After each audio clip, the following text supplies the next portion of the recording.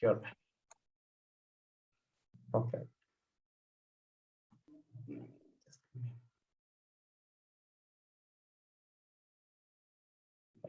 So today we are going to have the 8th session, that is the 4th module for the SLP, which will enable you to get the gold certification. And after that, we have a journey open for the platinum level for all of us who have achieved the milestone as of now. And the session which we are having today is mastering the fundamentals, which will be conducted by the guest speaker for the day. And today we are privileged that we have Suman Shakya, who is a consultant, certified trainer, and entrepreneur for this session. He is a District 41 Club Growth Director, Toastmasters International in 2021-2022, a member since 2004. His home club is Everest Toastmasters Club, Nepal. So please help me to give him a huge round of applause and a warm welcome, who is the guest speaker and going to add value in our life via this SLP program, the 4th module for the day. Please give a huge round of virtual appreciation and the real appreciation by turning on your camera. The stage is all yours. Thank you. Thank you, SLP team, for organizing this, and thank you participants for being here. At the outset, today, the topic that we're going to discuss is sort of going back to the basics, which means mastering the fundamentals. I remember when I was down with COVID last week, I just came out of it exactly 4 days ago. And when you're watching the Australian Open, between the finals of the men's Open, I think most of you might have followed it, even in the news, that Nadal claimed his world record of 21st Grand Slam title. And he came back from 2-set down, and then the contest went for over 5 hours, beyond midnight time, and then he actually won.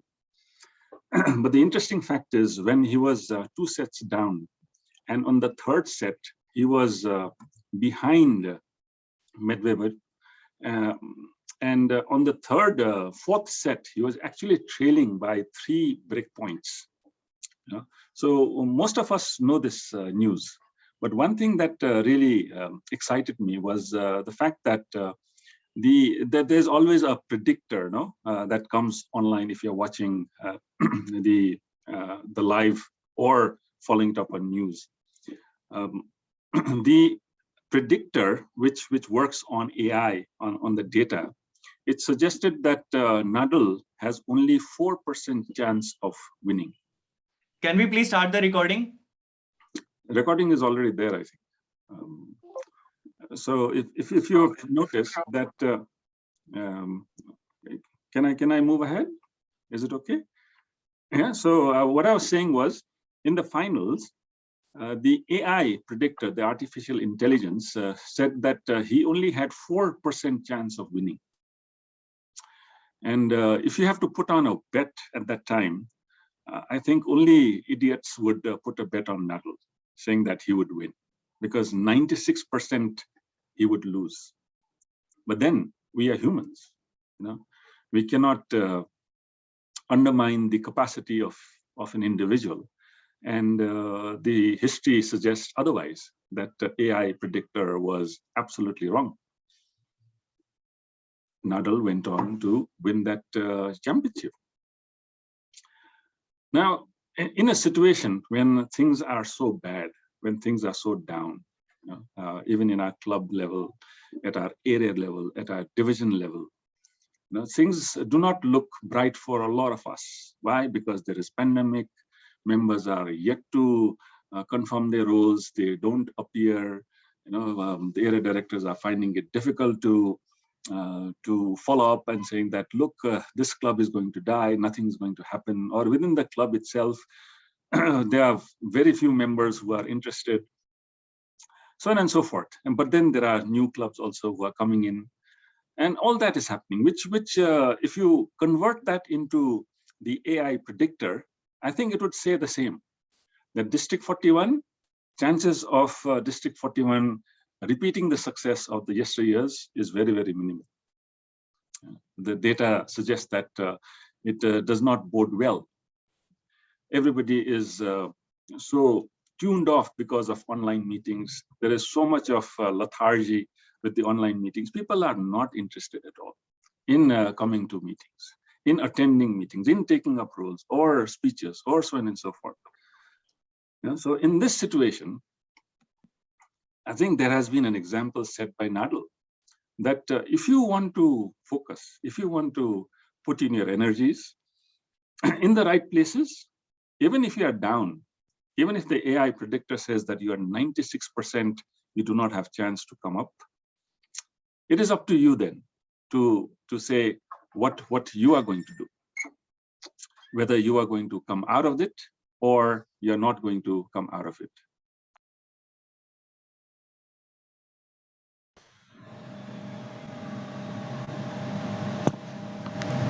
Sir, I think you have got. Yes, I went into mute because I had to. So the reason that I shared this story is because I think a lot of us are going through a similar situation that as a Toastmaster, is it the right time to continue as a member? As a leader, is it the right time to let people know or let members know that they need to renew their membership? Or as an area director, is it the right time to open a new club? So on and so forth. You must be having a lot of doubts. Some of you may not, because you're fantastic achievers. That's why you all have joined this SLP program, because you want to become a better person, a better individual. But then there are always those confusing things, doubts in your mind. So what do we do in these times? What do we do? How do we come out of the rut? How do we come out of the hole that we have put ourselves in? Some of it because of our own design, some of it because of the situation that is globally happening. So what do we do? Today's session focuses on how do we get out of that rut. In my own way, my formula, if there is any problems, and this is not just me who would be saying this, if you read books, if you follow leaders, they would also say the same thing, that the best thing to do when you are down and out is to go back to your basics, is to go back and look at the fundamentals as to why you have started playing tennis or why you have become a Toastmaster. This helps us to find our mojo back. This helps us to find the reason why we have joined Toastmasters. Have we joined Toastmasters to become a fantastic communicator, in being able to communicate so well our problems, our confusions, our situations, that we feel that this is not going to move forward? Have we used our skills to ensure that things are not going to improve? Or we go back to our basics, we go back to the fundamentals and relearn as to why we have become Toastmasters. A little bit of this background I kept in because I felt that there were still people who were joining in. And for those who have joined in a bit late, this is to let you know that today we are going to discuss how mastering the fundamentals is one of the ways to come out of the hole or the difficult situation that we have put ourselves in as Toastmasters, whether we belong to a club in the executive committee or as a member or as a leader in the district. For the SLP organizer, Abhinav, I see that our friend from Gulshan has put in a green card. Is that a signal that my time is up or something of that sort? So please let me know. No, otherwise, it might be a little bit confusing for me if there are some time signals that are coming in. We're just 15 minutes into the session. So today, I do not have a presentation that I want to show you. Today, what I want to do is to have an open discussion. let's be honest with ourselves today. Let's not put on a mask. Let's not put on as to what we want to achieve or we want to show the world what we are. Let's today, as we say in philosophy, that we peel the covers of ourselves and become ourselves. Let's become naked.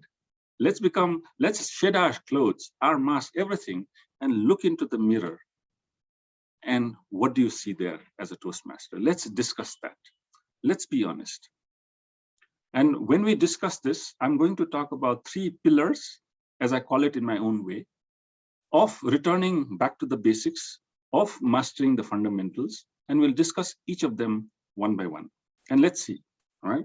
And I would want to make it as interactive as possible. Our friends who are tech masters here would help me to identify if there are virtual hands that are going up, or if somebody is trying to say something through chat, so that I can know who is wanting to say something or who is wanting to express their thoughts or ideas as we move along. All right, so I do not have a presentation. I felt that today we can have a very honest, candid discussion with one-on-one. All right. So people will be able to raise their hands and we will unmute them. Yes. So what I will do is to request those who want to speak to raise their virtual hand. Even if you have your camera on, please raise your virtual hand so that I know that and there are individuals there, because on the screen I can only see 25 people who are online. I might miss some of you. And then turn by turn, we will take it up. All right. So this might sound very, very mundane, very, very basic, but I just want to know why you became a Toastmaster. Back to the basics, back to the fundamentals. Why did you become a Toastmaster? What motivated you? What made you join Toastmasters? And that is not just the question, and whether you have achieved what you wanted to after you joined Toastmasters, all right? So I see some hands there, and we will go one by one. I see Vinita's hand first, then I will take up Suraj, then Abhishek, then Shweta, and Achyut in that order. And if we have time, we'll go on with Dikash and Chintan as well. All right, but my request to you is, do not tell us a long story. Make it succinct. Okay, as Toastmasters, let's utilize the time and give opportunity to many individuals who want to express their thoughts. Vinita, over to you. Thank you so much. Good evening, everyone. Distinguished Toastmaster Suman, let me share this part of my story. It's a very teeny bit. 13 to 14 years back, DTM Suman came to my college in Birganj, a town in Nepal. And that was where I heard the word Toastmasters. And after getting married, now I live in Birtamur, Jhapa. And after 10 years, we have a club here, and I'm the charter president of the club. So what I always wanted to do was, I wanted to bring a change in the life of people of this town, inspire people and motivate them to know the importance of communication. And we are happy that we have been able to do something a little bit in our 1 year of journey. Over to you. Thank you, Vinita. See, we hear so many inspiring stories, you know? And as Vinita said, I met her many, many years ago, and she might have forgotten Toastmasters, but if she wanted to join Toastmasters, and it took her marriage and many years to come back. And as a Toastmaster, when you think about our initial journey, I think it will give us the energy and the drive to again, from today onwards, do something more in our lives. Suraj, over to you. Thank you, DTM Suman. Well, I joined Toastmasters because I wanted to harness my potential of public speaking. I was not fearful of publicly speaking, but I didn't have much confidence. I would falter and things like that. Back many years back, 15, 18 years back, in University of Colorado system, I joined communications classes where I did pretty well. I did pretty well, but after that there was a long gap. There was no public speaking and all that. And I knew DTM Suman and my cousin brother Manoj Basnet, late Manoj Basnet, they also encouraged me. And I was hesitant at first, but lately I joined at a later stage. But still, I have progressed a lot. And it has given me a lot of strength, and I'm basically interested in writing and reading. So I write a lot in Toastmasters, and during speeches also you have to read a lot. So that has also regrouped me to be a good reader and a writer. Thank you. Thank you, Suraj. And we heard the second story of how, as an individual, we have gained so much after joining Toastmasters. Abhishek, I saw you. Yes. Yeah. So my purpose of joining Toastmaster was improving my public speaking and communication skill, and that what triggered it to be because I'm in my profession for last 17 years. But what I saw in my kids that they can speak in vernacular very well, but when asked to express themselves in the English language, which is the language of studies and language of offices, they were hesitant. And when I realized that this hesitance, why they are hesitant, because I am hesitant in communicating in the English language. Because I don't, I'm not that fluent in English, and so they are become that way because they are being seeing me talking in vernacular. So now I've joined Toastmaster last 6 months back only. So from that August 2021 to February 22, I have felt that I have improved a lot, but there's a lot of scope of improving further. And I'll just keep on harnessing my skills of English communication. Thank you. Thank you. Thank you, Abhishek.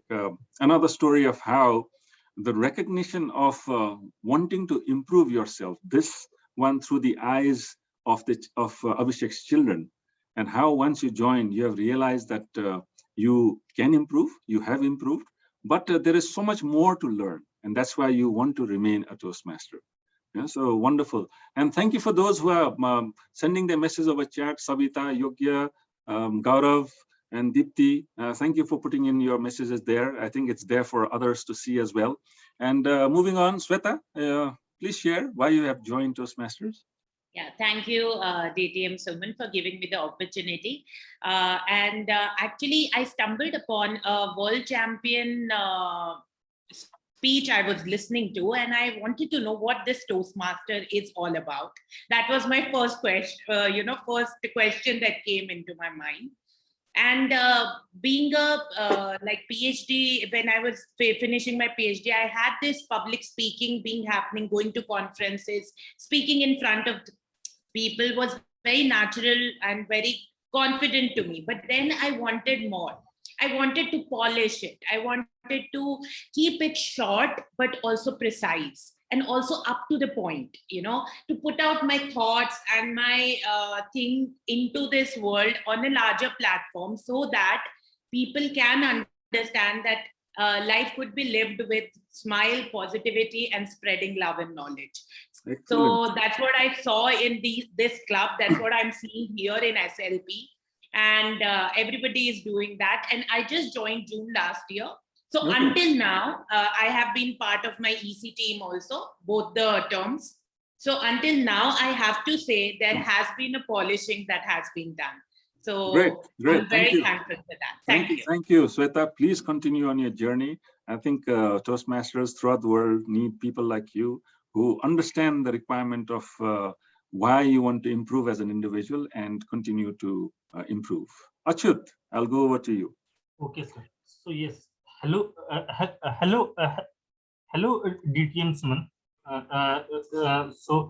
So basically, the problem with me is that I have problem of speaking in front of public, and in front of public, as well as I have problem of hesitation in speaking also.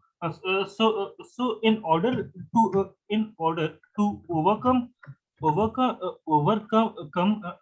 that of my problem, I joined the Toastmaster last year. And now it's been around 10 or 11 months, and now speaking and now hesitation of speaking is get hesitation of speaking is getting overcome day by day. So that is the main reason, as well as I want to become a good communicator as well as public speaker. So yes, this was my reason to join Toastmasters. Thank you, Achyut. I think you are a very brave individual. You know, it is not easy for individuals who have difficulty to come and join Toastmasters and to share it in such a big audience. And I'm sure that because you have improved as an individual, you have been sharing this. And I'm wishing you a lot of good wishes from all of us here, Achyut, so that you ace your communication skills and become a leader in the process. I see a lot of hands going up. If I just take up everyone's comment right now, we may not jump into the second one. I know, I think it's Meghna who's raising her hand also, but there are others in front. Let me give you an opportunity with the next question. Please keep your hands raised so that I can then move on with the discussion and then come to the next phase of why we need to master the fundamentals. Okay, so from what we heard from members here right now across District 41, we have heard stories about how Toastmasters has improved your life, if I may call it that way. You know, where you have become better, you are realizing the potential, and you have worked on, right? And I'm seeing some chat messages also coming in, and it's wonderful to see how it is making a difference into the lives of individuals. Toastmasters is so good. We all know that, right? But now the next question is, you know why you have joined Toastmasters. Now I need to know, how do you learn in Toastmasters? So that is the discussion question that we would want to take. Okay, so how do you learn in Toastmasters? What we have said is why we have joined. You know your why, as Simon Sinek says, you must know your why, right? But now, once we know, it's like saying that I love pastries, I love cakes, but now you need to also bake it, no? How to make that cake? Or how do you improve yourself as a communicator and a leader? Yes, I'll go to the first hand. I think it is Megnath or Mega. Over to you, because I can't read the entire name. Yes, I understand Toastmaster Suman. I am Toastmaster Meghna from Kolkata Youth Toastmasters Club. So I am a 23-year-old girl, and really I think that Toastmasters teaches us by practical knowledge, by doing it in real life. For example, I actually don't like those classrooms where teacher is the only one who is speaking and not interacting with all of us, what we are thinking. And I feel asleep, and people like teachers calling my guardian that she is not paying attention. I always had one question: do you know how to grab attention? But I could not have that that braveness to ask them that question. But in Toastmasters also, whenever you are doing a role, you are teaching yourself how to do that. No one is teaching you, no one is ordering you anything. You are teaching yourself by doing it. For example, it can be public speaking, it can be public relation with the social media, it can Meghna, I might need to stop you here. So I'll be repeating my question because you raised your hand. I'll give you that opportunity once again. You need to tell me 1, 2, 3, 4, or 1, 2. How do you learn in Toastmasters? So that's my question. Okay, so that's the question. By practical. So that was your answer, right? That you learn through by doing. Practice, by doing, right? Is there another way that we are learning? By practical, by doing? Is there anything that comes to your mind? It was great you said that you don't like teachers who only talk only but do not give you opportunity to speak. I think you're happy with me that I didn't make any presentation, so we are going one right from the front. Great. So if you have another thought, you can come back, but now I'll go to Jyoti. Jyoti, your thoughts on how do we learn? Good evening, DTM Summit. Suman, thank you for the opportunity. Please call me Suman. In Toastmasters, at least for others, they may like DTM and all that. But for me, please call me Suman. I'm happy with that. All right. Okay, thank you. I learned how to be a good listener, how to be a good leader, and how to take along with me my growth and raise all people growth. And last but not the least, how to be happy unconditionally, making a positive change in others' lives. I just joined on 1st April and I took the VP membership last EC. I could bring 9 members to my TNCC club, which again, what goes around that comes back around. He got elected as with 93% as the president of TNCC. So it gives me immense happiness that I am bringing positive changes in people's life. That has now become my newfound passion. And I've told my husband and daughter, till the time I'm alive in this world, I'll be part of Toastmaster, and I'm going to bring changes in many million people's life. Thank you so much. Thank you, Jyoti, for sharing your story as well. It's wonderful to know. So over to Vikas. How do you learn in Toastmasters? I'm looking for specific answers. So when I come to specific answer, I've seen 1 or 2 answers in the chat, but I'll give that opportunity to those who have raised their virtual hand and then come over. So over to you, Vikas. Thank you, Suman, for giving the opportunity to share my experience. I'll share how I learn. So I'm very bad at prepared speeches. I hate theories, and because of that, you could see I did not excel in the education system of India, but I'm really good at logics and all. So I found my own way. I even completed my path within 3 months, and I joined the Toastmaster 6 months ago only. Also became the president. So what I do is I prepare main pointers. I prepare for that, and I always have some extra content. So if I have to deliver a speech of 5 minutes, I do have enough content for 8 to 9 minutes. I go with the flow, and when I see the green card, then I know, okay, at least the purpose is delivered. Now I can try whatever. So now then I have a conclusion, and within that, so I always have a backup good enough for me to save myself in prepared speeches. And also what I tried is I keep learning so much that on the day of area level contest of table topics, I delivered a 20 minutes keynote speech first. I did win at the club level, but yeah, I came third in the area level contest. So I would say keep learning, because for me it was more about learning. I would like to share one more part. I can see a lot of new members or guests or the old members who are not taking interest. So to make them interested even more, I keep sharing my own journey. And the number one thing is, I personally also regret that why I did not join Toastmasters 5 years ago when I knew about it. So I'm making sure they don't make that mistake. So I keep pushing them, like, if you know about Toastmasters, become a member right now rather than procrastinating like me. And because of Thank you, that, Vikas. Thank you. Again, for those who are trying to respond, thank you for those wonderful words.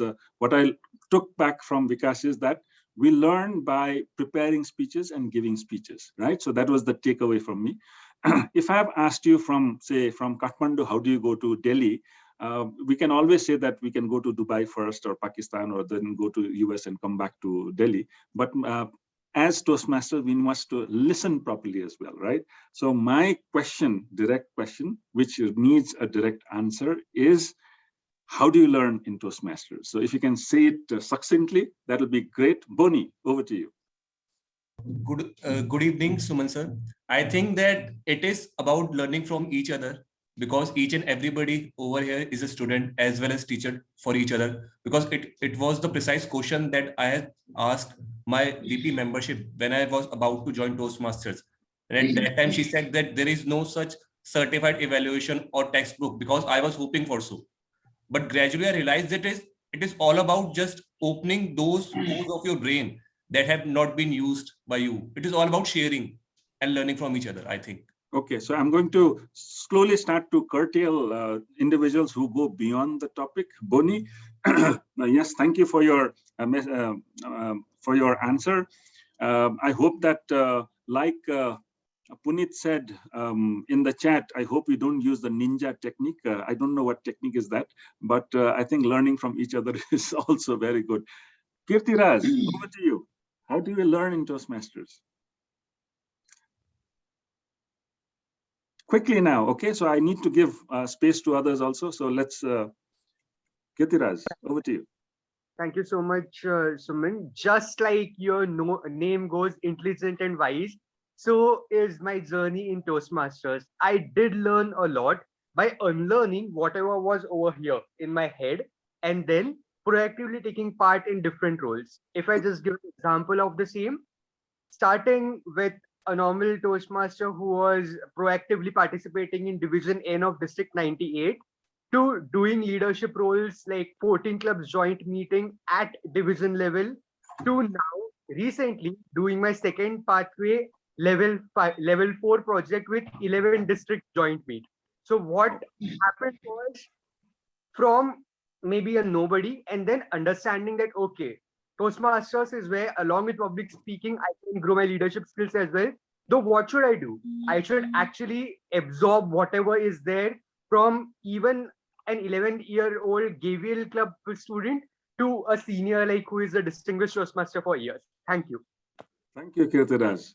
Thank you for your answer. Again, I'll go to those who have not spoken. So Chintan, I'll give you that space.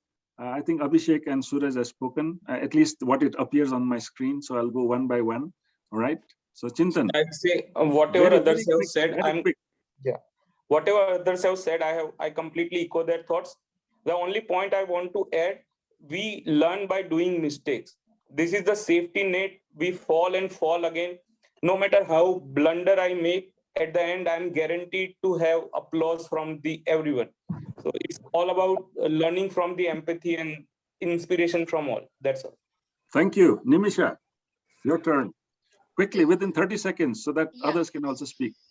Thank you. For the first one is being attentive in the meeting, on camera, learning from the evaluation of others, and also preparing, getting an evaluation and implementing those evaluations in your next speech. That's how you improve. Okay, so we are getting to the answer slowly. So we are getting to the fundamentals slowly. So Nimisha has said 2 secret words or 2 magic words, but I'll still give this opportunity to Abhishek to say something. Abhishek, if you're there. Yes. Yeah, thank you, Suman. So I think choosing the right pathway, we can do better. Okay, all right. Okay, so next one would be Seema. Seema, yes. Thank you so much, Suman. First, I would say by taking active roles. Secondly, attending training programs like SLP. And thirdly, having mentors from diverse backgrounds. So you have said the third magic word also. So I was looking for words which I wanted to share today as the fundamentals and the basics. So you have said the 1 magic word. Nimisha had said 2 magic words, but I can see on the chat those magic words have already been spoken. But still, I would want to give the floor quickly to those who have not spoken. Madhur, over to you. Good evening, sir. Sir, I would love to mention 5 golden points which I personally implement. The first being by attending meetings every time. Even if you are ill, even if you are sad, even you are happy, you have to attend the meeting. Second point, by taking part in the table topic section to learn the art of impromptu speaking. Thirdly, by improving your listening skills. You have to listen to everything what the team or the general evaluator and everyone in the room says. Fourth, learning from the evaluation. As normal human beings, we often listen to everything, but we don't focus upon the evaluation, which is the, as Toastmasters say, that it is the breakfast of everyone. And lastly, by having a mentor who always teaches you and guides you in everything. And to summarize, if we follow these things and practice in a better way, we are sure to improve. And the question you have asked, how to improve in Toastmasters. Thank you, sir. Thank you, Madhur. I think you have said all the magic words. So there's still a few hands. Let's just take up 4 more very quickly. Gaurav, over to you.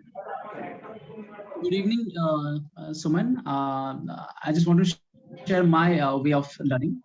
So I truly believe in listening, and listening is the key. I think the first thing is the listening. For the past 8 days, we have different speakers, and I have observed all of them were, their own way of speaking their thoughts, their own way of representing their thoughts.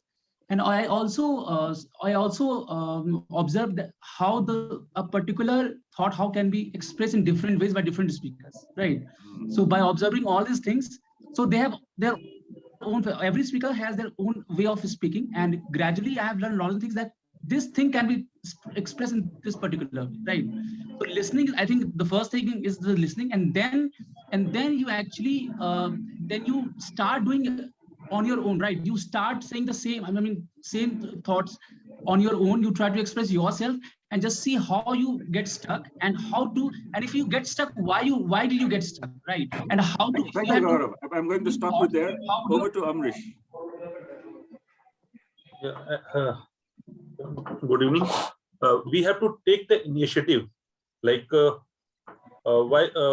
initiative of taking roles, speaking in table topics, attending other clubs meeting, participate in their roles, talk to our mentors about why I have joined Toastmasters. What is my purpose of joining Toastmasters? If my mentor is clear, my BP education is clear, then I will get the opportunity in that respect also.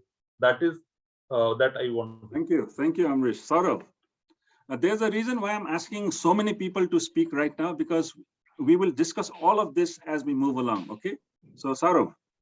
Yeah, thank you so much. Toastmaster is basically gives the platform to speak. Okay, so we can improve, or we can learn through by participating, speaking, practicing, and minimizing the errors by carefully revisit the recordings.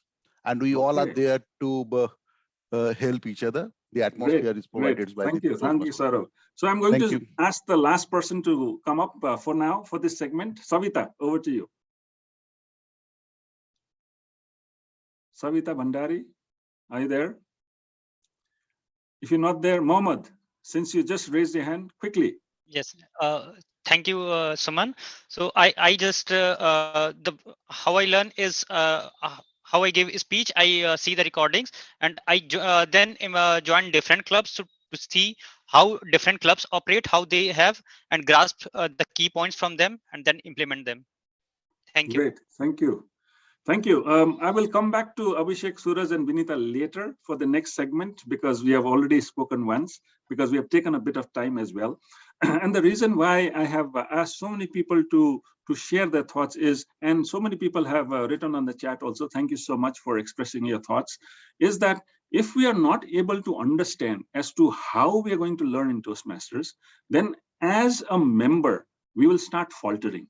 And as a leader, then what will happen is whatever we have learned, we think that that is right, and that's what we're going to pass on to the new members who come in, right? So therefore, mastering the fundamentals is very, very important. And some of you have already said, a lot of you have actually said it, but from my side, I feel that today, one of the discussion points that we are going to do is to focus on three things, okay? One is to give speeches, no brainer, right? We have joined Toastmasters to give speeches so that we can speak. Many people have said it in different ways, but that is one aspect that we are going to, we are Toastmasters for, that we are here to speak. We are here to improve our speaking abilities. So now, if we are going to speak, how do we go around making that speeches? That's what we are going to discuss, one. Second is, how are we going to improve?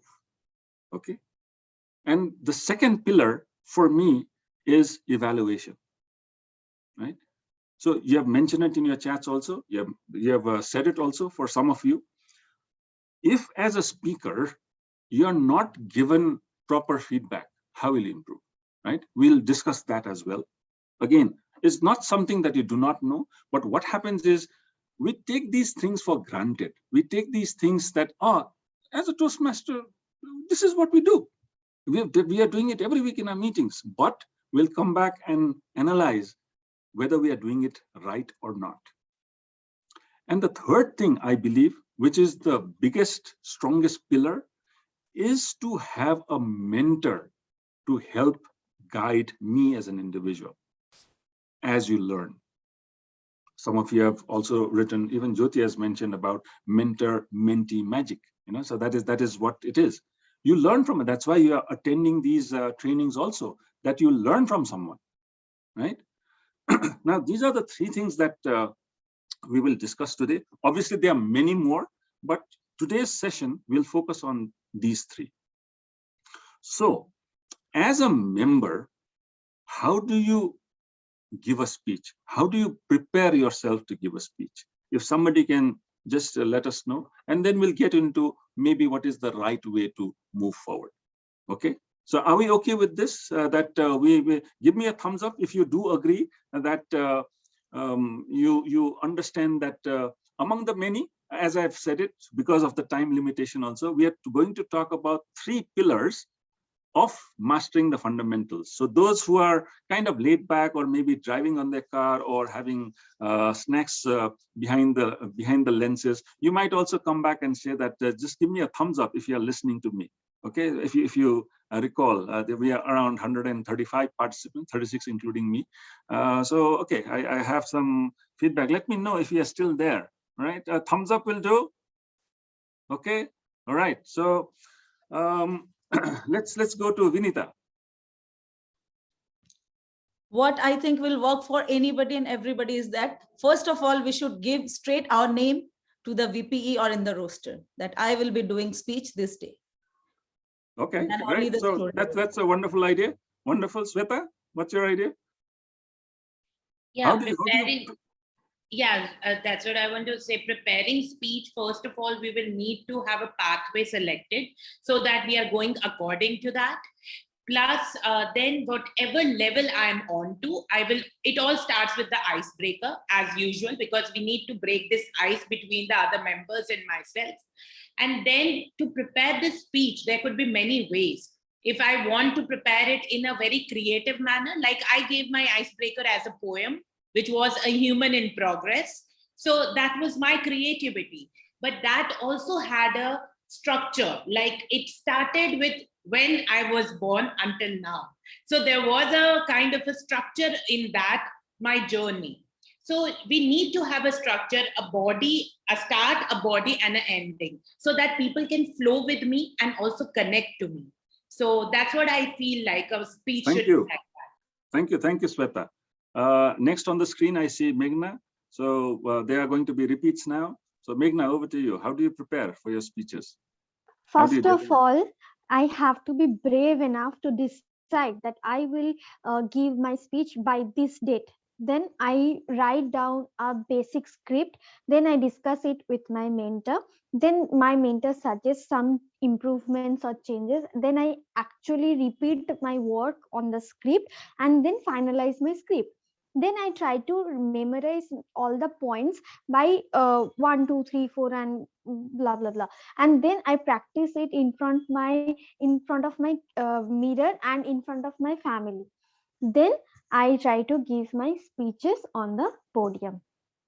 Wonderful. I think Meghna was fairly detailed in how she does it. And the best part is she answered the question correctly, right? She did not go left and right, here and there, beating around the bush. So Abhishek, you had raised a hand earlier on also. Abhishek, over to you. I'm sorry, Suman, because Meghna was before me. She got all my points which I was supposed to share. So she beat me on that. And truly, that's the way how you speak, prepare your speech, because first you have to decide on which date you want to give, so that you don't, lack of preparation should not be a hurdle while you are giving the prepared speech on the meeting date, on the D date, what we say. Okay, great. Suraj, over to you. Yeah, first decide on the date and tell that you're giving your speech. After that, you start preparing, because the date is important first. For I'll give in 14th February or 10th February, I first decide on the date, then you start preparing.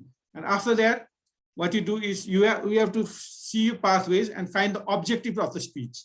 That is very important, because you have to, you can go either than the objective of the speech. You have to center around the objective of the speech and write your speeches, edit it, show it to your mentor, and speak in front of your friends and families, and practice in front of the mirror, and also make your timings, record your timings. Thank you. Great, great. I think between these few speakers, we have already got almost 99%, but since there are few hands raised, those who have not spoken, Saurav, you might want to quickly say to the point. Saurav. Plan, practice, perform. Plan, practice, perform. Absolutely. Great. Suman, which Saurav are you talking with? Because there Yes, are a couple of Sauravs in the list. So Saurav, who is speaking right now? Bhaumik. Okay, so I have a unique way of doing it. I decide on a date and all the points, the 99 points are there. There's only one extra point which I do. After I read the project, I go off to sleep immediately. So that helps me to conceptualize my speech and the way I want to put it down. And the next day morning when I get up, I just type the whole speech down on my phone and then I finalize it after speaking with my mentor. That's Great, the way I do great. it. Yeah, this is a technique which you find in the ancient textbooks of learning and recently been popularized by Jim Quick on his book Limitless also. If you read that, you'll find that as well. Santosh. So apart from the points shared by others, I commit to a date. We are on mute, Santosh. Sorry. So like others, there are already, spoken about different things, but one thing to add, I commit to a date that is definite as soon as the roll call status goes on. And then I prepare my speeches like a story, because a story sticks to your heart and it is easy to remember also. I don't have to, by heart everything. So I keep just 4-5 pointers, make it a story. I read every time again and again that story, and I can then deliver and speak more about that, less about that. It does not then matter. And it's in a flow. Great, excellent, excellent. Dipti, how do you do it? Hello, I was about to lower my hand because I wanted to share the same point. Yeah. So I typically look at the objective and try and think of a personal story, because I'm sure in our 40 plus years of living, or maybe less for some of you, more than some of you. So we would have some or the other story which we could extrapolate and find a learning to, and I convert that into a speech by putting it into objectives. And thank you, Dipti. Nidhi. Thank you. Thank you. And most of the points have already been covered. Few pointers from my side is, yes, stories are important. However, I would see the emotions, the stories that I can connect my emotions into it, because that is how I can connect with it more closely to it. Yeah, and then secondly, my way of doing the practices, I record my videos, delete it, record it again, delete it. And that's how I practice. It's according to the time as well. And I can see my expressions as well. Thank you, Nidhi. I think everybody is benefiting from so many who are speaking as to how you can prepare your speeches. Abhishek and Sri, I was going to go to you both next, and then we will discuss a little more. Abhishek, quickly though. Thank you, Suman sir. Glad to see you. And I'm going to call you Suman sir. That said, a good way of doing it is you have level 1 and 2 projects, leadership, communication, everything. Complete them, think over them, and find out the stories that connect. Find out the instances of your life that connect to those projects. Put them in the speech. They are the stories, and that's how you will build a whole speech. Write it down, see it. If in case it's under 600, 700 words, that would be equivalent to 6 to 7 minutes. And you have your whole speech. Thank you. Sri. My way is doing impromptu speaking skill. Once I decide the topic which I have to speak on, I go impromptu and record that. And upon seeing that, I edit that part, which I have to include and whatnot. Okay, wonderful. Thank you. To Jyoti, Nimisha, and others, I'm going to come back later. Okay. So I actually, had just one point. Just hold on, Nimisha, because if I give you the floor, I'll have to give it to others also. We have to be mindful of time as well. All right. A lot of you have already said good things, but today, when we began this session, we said that we are going to be honest with ourselves. We are going to be candid with ourselves. What you have said is what is ideally needs to be done while preparing the speeches, and most of you have said it brilliantly. This is how we are supposed to do it. But the question that you need to ask yourself is, are you really doing that? Or are you taking up a slot, going there half an hour ago, and while driving, you're preparing a speech. Is that happening to you? Or do you know of members who does this? They don't even talk to the evaluators. They don't even see the objective of the speech. They think that they can wing it. Why? As a Toastmaster, you can speak at any topic. We have learned it in table topics also. But is that going to help you improve? Is that going to improve the environment of the club, which is very, very important? Why do other members come to the club? Why do you go to the club meetings? It is because you want to listen to good speeches. If you have prepared your speech well, as you said you do, you would be adding so much value to the club meeting, because of which, if there are certain guests who are joining, they would say, wow, this is the place I need to come and improve my public speaking and leadership, right? But are we doing that? Are we becoming a Toastmaster, a real Toastmaster? Or are we slowly starting to become a cosmetic Toastmaster, where we put on a badge as a Toastmaster, but we do not become a Toastmaster where we are supposed to do? You have spoken about how you need to think about a topic. First, get the dates. My suggestion would be not just get one date, but plan your 6 months. Plan at least 3 to 4 speeches at one go, right? It will help you as an individual. That's what I used to do, and I used to do a lot of speeches, but now leadership role takes it in a different way. But if you are doing it, are you putting your heart and soul into that one speech? Or are you a person who wants to complete a path in 3 months and you're giving one speech after another because you like the number, you like the certificate? Are you becoming a cosmetic Toastmaster? Yes, you might have incremental learning, but when you are preparing for one speech, a good preparation of a speech can be so much better than making 10 speeches at one go, maybe in a week by week. Are you doing that? Here everybody has articulated so well as to how you prepare well, right? But do you know of members, or have you done that as well, where you have not looked into the objective of your speech? How many of you have communicated with your evaluator, which our project suggests? Now, I've seen many members recently who do not read also the project. Oh, this is project number 2 communication. I've done it, 2 years ago. I can wing it. Are you improving, or are you becoming cosmetic Toastmaster? We want to be candid today. We want to be honest today. Because as a Toastmaster, till the time you have not learned the skills of becoming confident and delivering a speech, the hunger to learn, hunger to become better is there. But once you come to a stage where you can say that, now I can do it. What is there in a speech? It's just 4 to 6 minutes or 5 to 7 minutes. Are you reducing the effort that is required to do a proper speech? Have you met the objectives? Have you spoken to your evaluator? Have you taken feedback from your evaluator? Right? That's why the 3 pillars. One is the evaluation, the other is the mentor. Do you have a mentor? Do you have a plan with your mentor as to what you are going to do in the next 6 months? Pathways is such a brilliant educational program that many other organizations are also adopting it. And we have a path on mentoring as well. I speak about mentoring a little later. But as a speaker, do you have a mentor? If you have, when is the last time you have spoken to him or her? Not just spoken, but about the speeches that you're doing.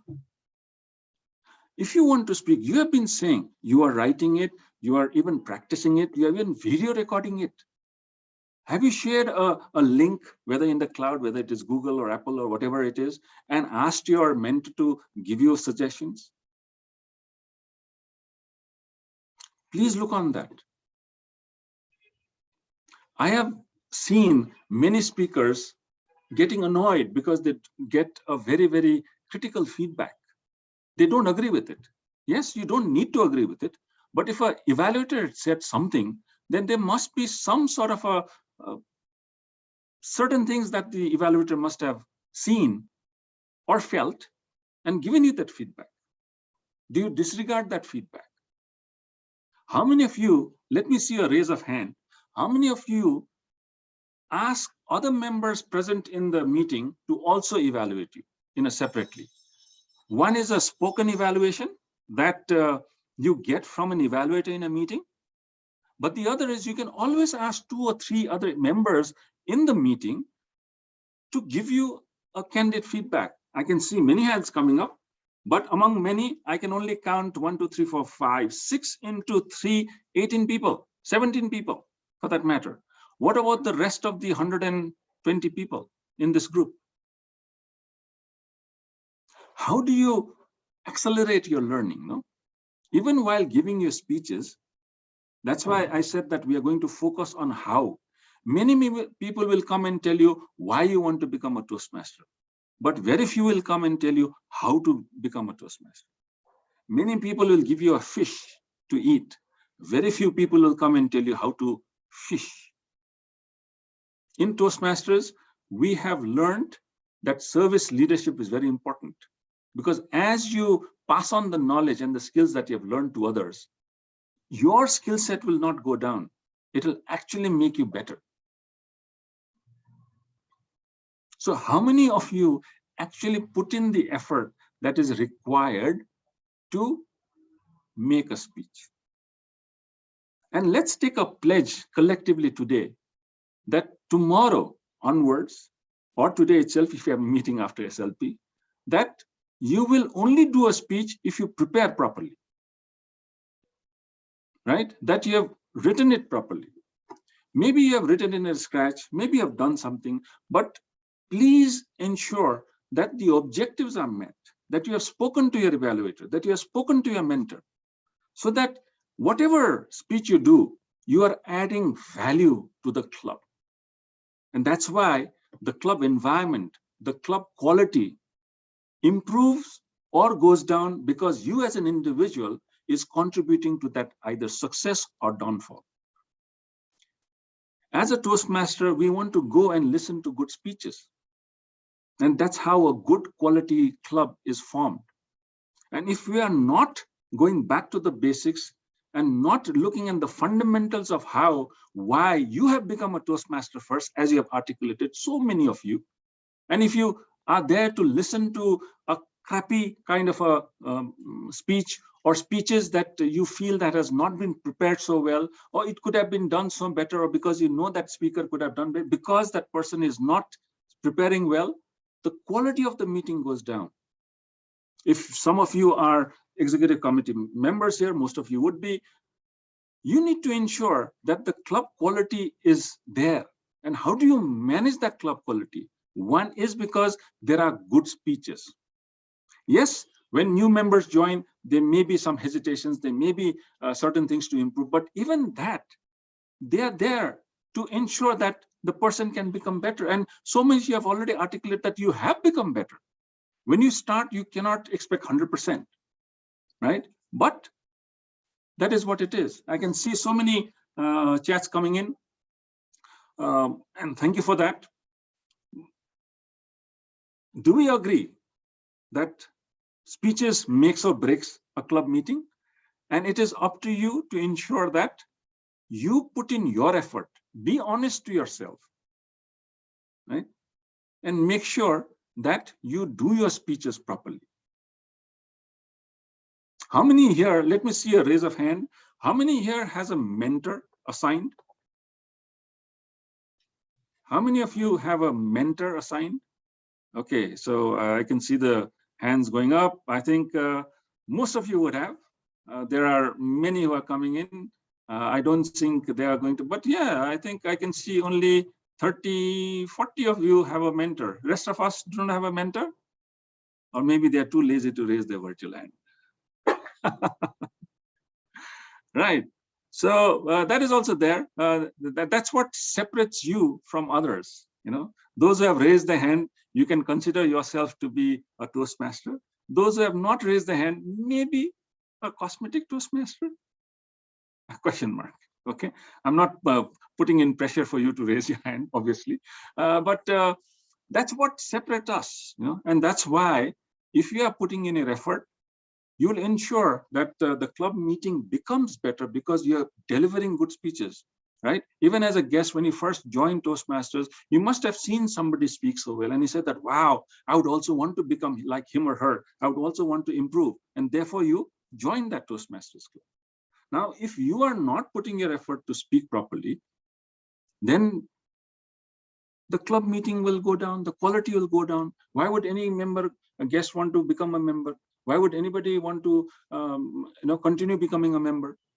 So those challenges will come. Okay, so let's agree on the fact that you want to prepare good speeches. And let's go back to the basics, that you prepare well, like you must have done your icebreaker, like you must have done your project 1, 2, number 3, and 4, where you were sort of having that nervous energy, sort of, wanting it, writing it down 3, 4 times. Yes, now you don't have to go through the entire process again, because you have become better. You can take a shortcut. You can not write the entire speech. You maybe write just the points and all, but that process has to be there, about talking to your evaluator, about reaching out to your mentor and asking, right? And somebody just said that it is really difficult to write good content, and that's why you need help. And as an individual, we do not become a smaller person if we do not ask for help. There's no harm in asking for help, right? So that is one pillar that makes or breaks an individual, and this is where leadership also comes in. Because so many of you have said that you need to take initiative. You need to do things on your own. And this is the main part of Toastmasters, that you put yourself into that position where you prepare yourself for a speech, a good speech that people will remember. Every piece that you create, every speech that you make must be a masterpiece, right? I somehow do not understand how people can do 40 speeches in 40 days. They must be very, very good.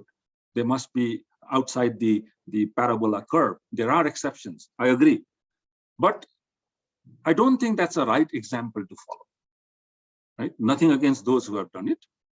But you need to be honest to yourself. Are you improving as an individual? Because you're doing so many speeches so quickly, so fast. Yes, some of you have that accelerated learning possibility. Please go ahead. But you need to be mindful of not bending the rule just because there is nobody to monitor you. That is why among the 4 values of Toastmasters, it starts with I, integrity. Please be mindful of that. The second, yes, Hemlata, you said it right. Integrity is very, very important. Yes. The second part, the second pillar, I would say, is evaluation, as you must have said. So I'll open the floor again as to how do you evaluate your fellow members? What do you do? Think of an evaluator. Think you are an evaluator. You have taken evaluation role so many times, multiple times. Please share, how do you do it? All right. And then let's see whether we can collectively feel that we can do it a little better. So I will go up to those who have raised their hand earlier on. So Kirtiraj, over to you. The question is, how do you evaluate? What goes through your mind when you take up the evaluator role? Do you take it up just 15 minutes ago because somebody else is not there? Yes, there are certain situations that demand you to do that. As a leader, you take it up. But if you have taken up an evaluator role, how do you go through the process of doing the evaluation? Thank you so much. Yes. The first thing which I do as an evaluator is I try to understand what the speaker wants to do through that speech on that particular topic. What I check for is, say, for example, I'm going to an external club, I would connect with that speaker. I would try to check for the evaluation form, those details. That is the normal thing which we do. Apart from that, I connect with the speaker beforehand, before the meeting, to understand what are the specific areas the particular speaker wants to grow on, or feel like, okay, I am somewhere like less in this particular aspect, and then encourage that particular person. Whatever speech is done, what I do is, are the project guidelines met during the particular speech? And then what are the other things? Like, it is also important to see what has not just been said, right? So as to give more areas of improvements to a particular speaker, because I never evaluate the speaker, I always evaluate the speech, the content, because through every speech, a speaker grows and becomes accomplished. Thank you, and over to you. Spoken like a true Toastmaster, Kirtiraj. Thank you. I think you've summed it all. But let's hear from others how they also do it. But please, my request is, please be mindful, keep it short. All right, Sweta, over to you.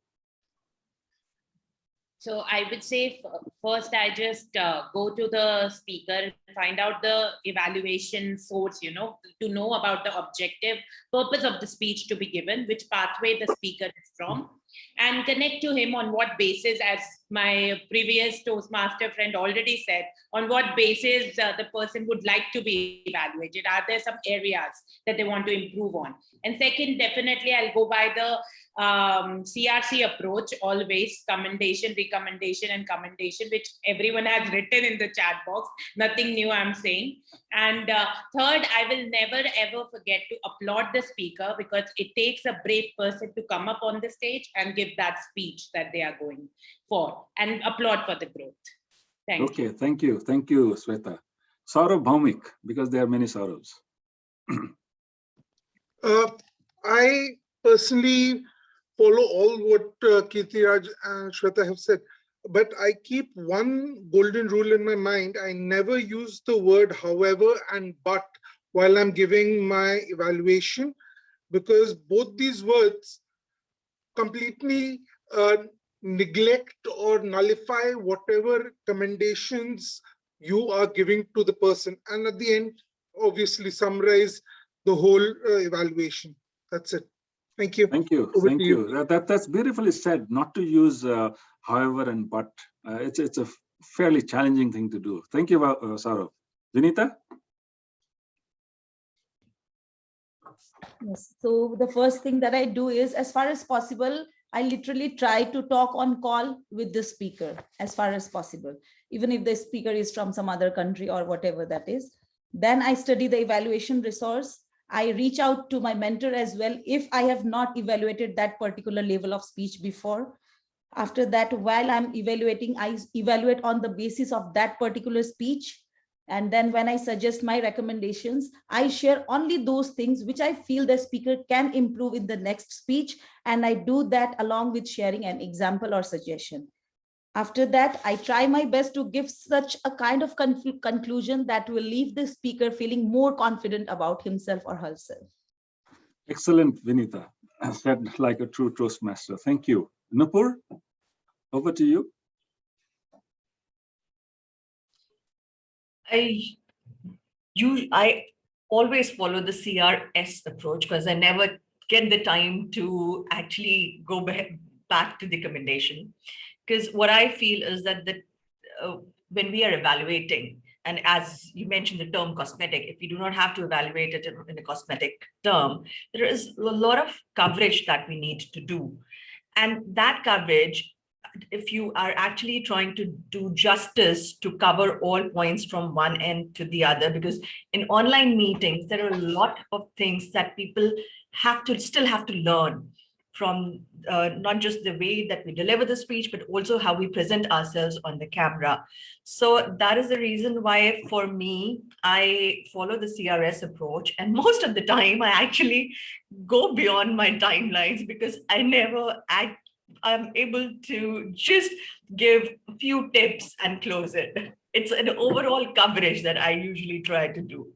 So that is what my take on evaluation is. Thank you. Thank you, Nupur. Once I actually would commend a Toastmaster who, after my evaluation, called me back, and he spoke to me about half an hour to take further feedback. And that is what I really really respect about that, because the speakers do take the initiative to understand more and try to go. That's really a good learning for me as an evaluator as well. Excellent. That was one of the points that I wanted to share, but you have mentioned it. We'll talk about that a little bit. I'm seeing so many chat messages coming in from Grishma, 1, 2, 3, 4, 5, excellently put in, from Anju also, pre-meeting communication, so on and so forth. Excellently done. Some of you might have to leave this meeting. So Seema, thank you for joining in, and maybe we'll meet in the other meetings, but we'll still take some feedback as to how do you do your evaluation, the process of thought process that goes in. Chandrayan, over to you. Thank you, Suman sir.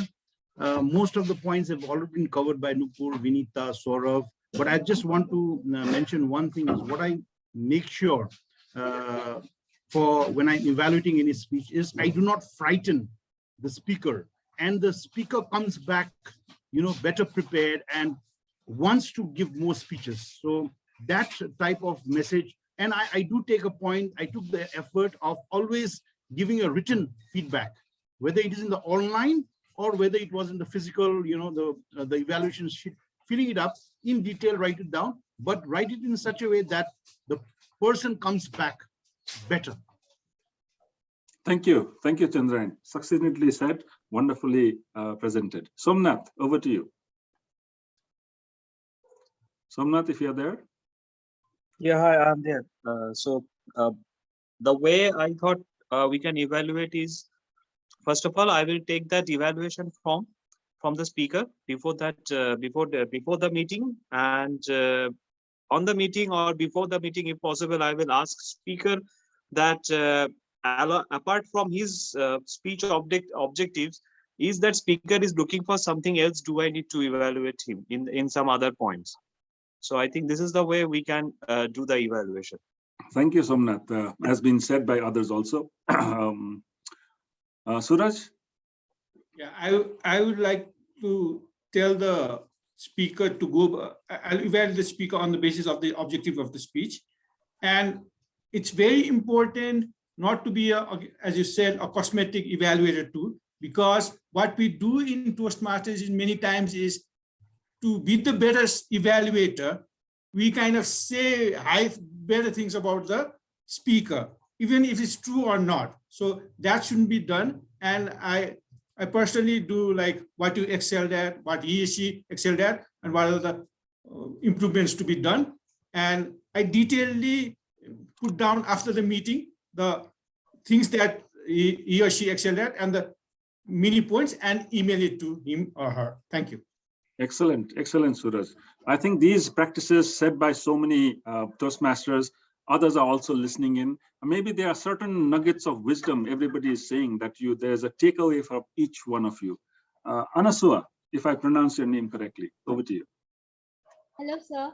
So whenever I'm trying to, this is something which I have started off late. Initially, I used to always stick to the project objectives, and I used to evaluate the contestants. But as the as the contest time started, a contest season started, I realized that and the evaluation contest was close. I was thinking to myself that how can I evaluate someone because he's giving a generalized speech.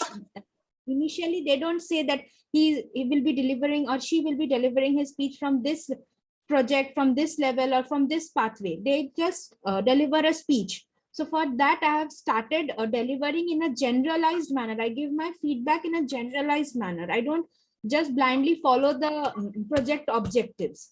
I do try to.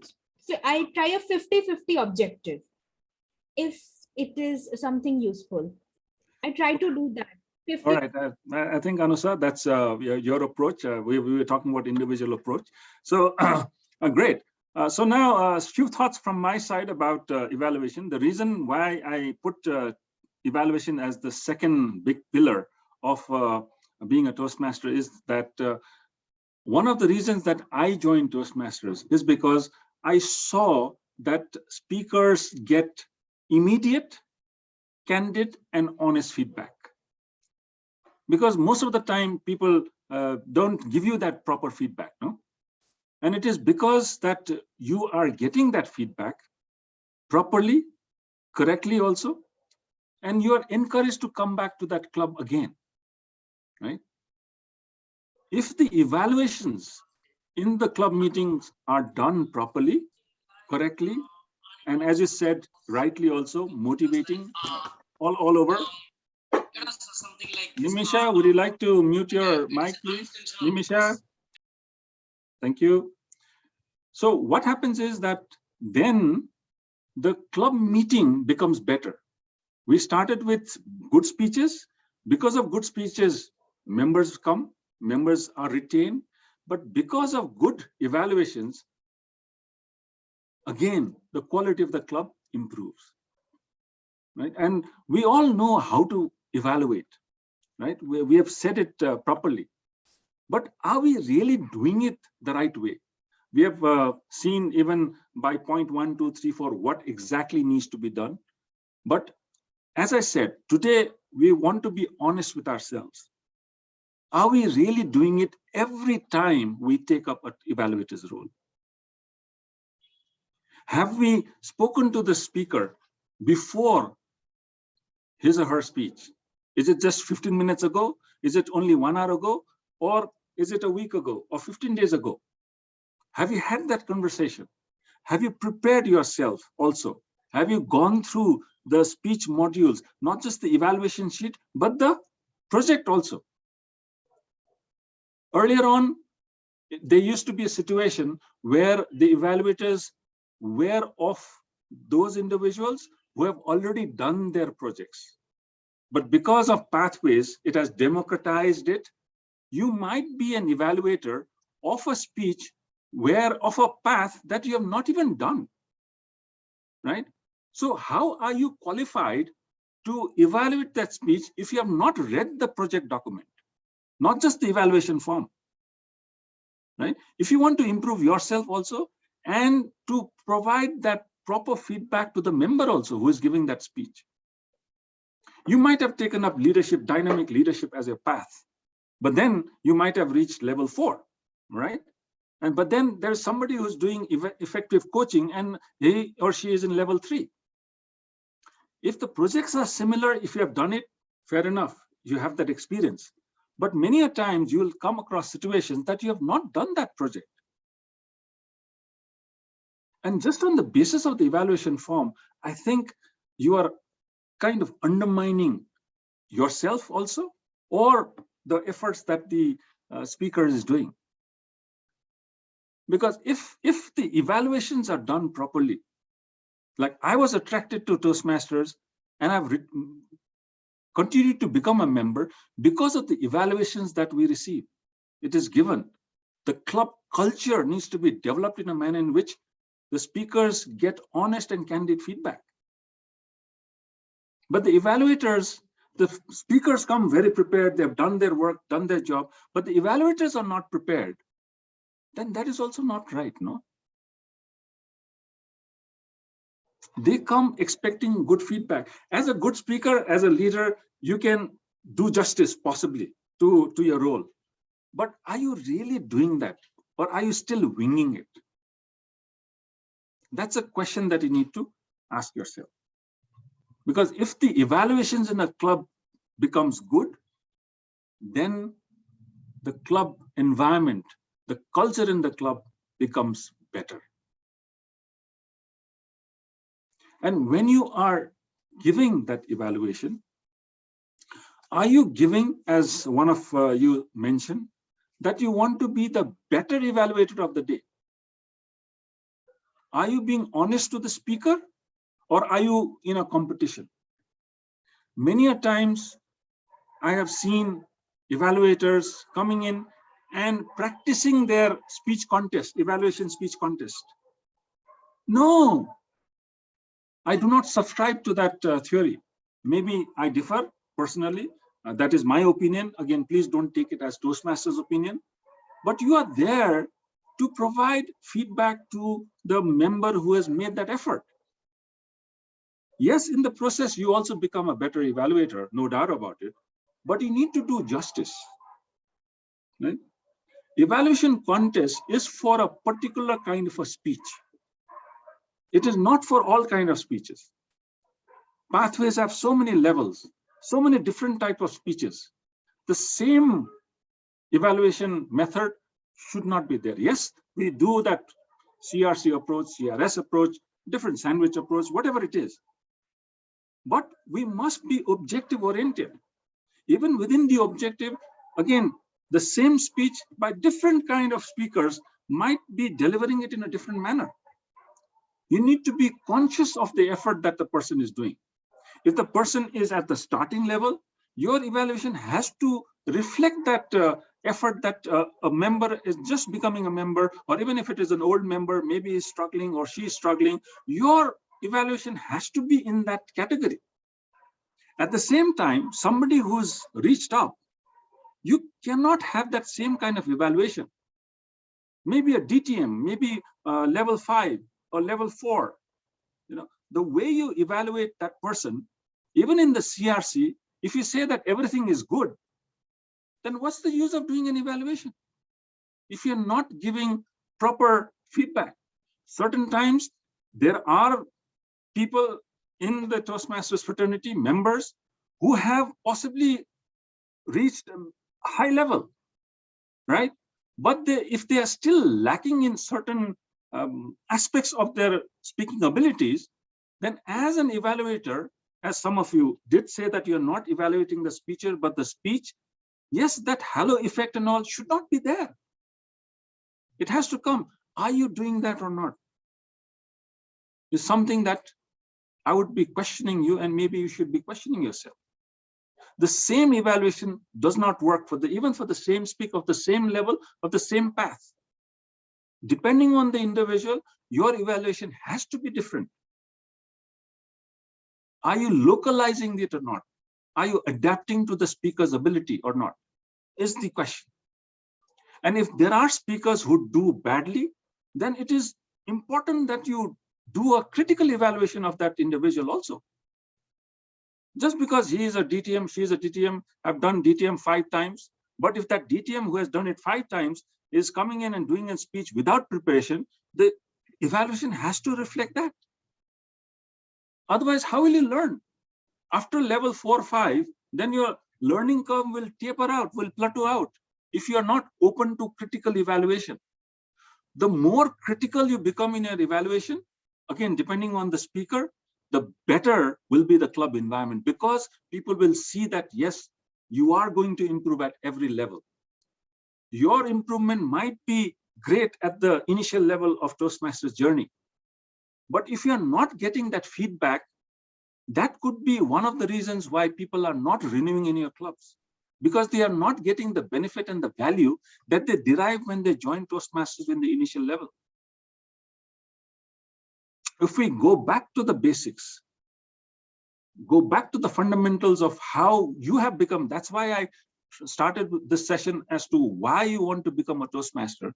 If you are not getting the benefits, you will not continue as a Toastmaster, because you feel that I've got everything I've got to receive. How many of you agree with it? Let's see a thumbs up if you do agree with what I'm trying to say, right? Again, it's my personal thought. I'm not using any presentation deck of Toastmasters, because I want to share my experience. I want to share my frustrations also. I want to share my successes with the clubs that I've had. And I've seen clubs struggling because they're only doing goody-goody evaluation. Oh, he's such a great speaker. Oh, she's such a great speaker. So why join Toastmasters if you already know that they are good speakers? They may be, but every individual can improve. And if you want to be a good evaluator, I'm not talking about speech contests. Yes, that's a different thing. That's a path where you can accelerate your growth. That's a great thing. But in a Toastmasters journey, if you want to improve, if you become a good evaluator, if people seek your evaluation, that is a bigger success than people coming in to ask you to do a speech. That, for me, is a bigger indicator that so-and-so, I want to be evaluated by this person. That is your success. Not about giving speeches.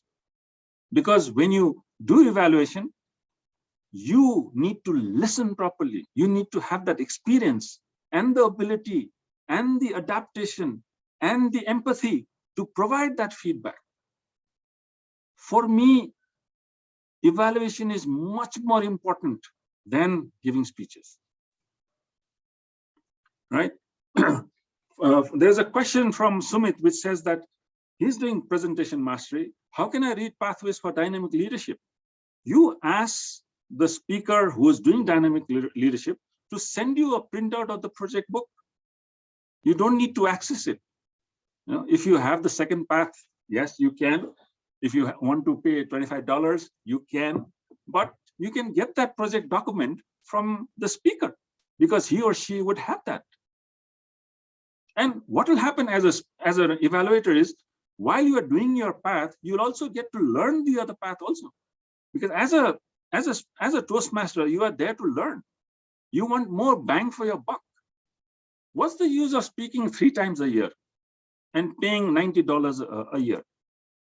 The more you speak, the more you evaluate, the more paisa usul happens, more bang for the buck you get, right?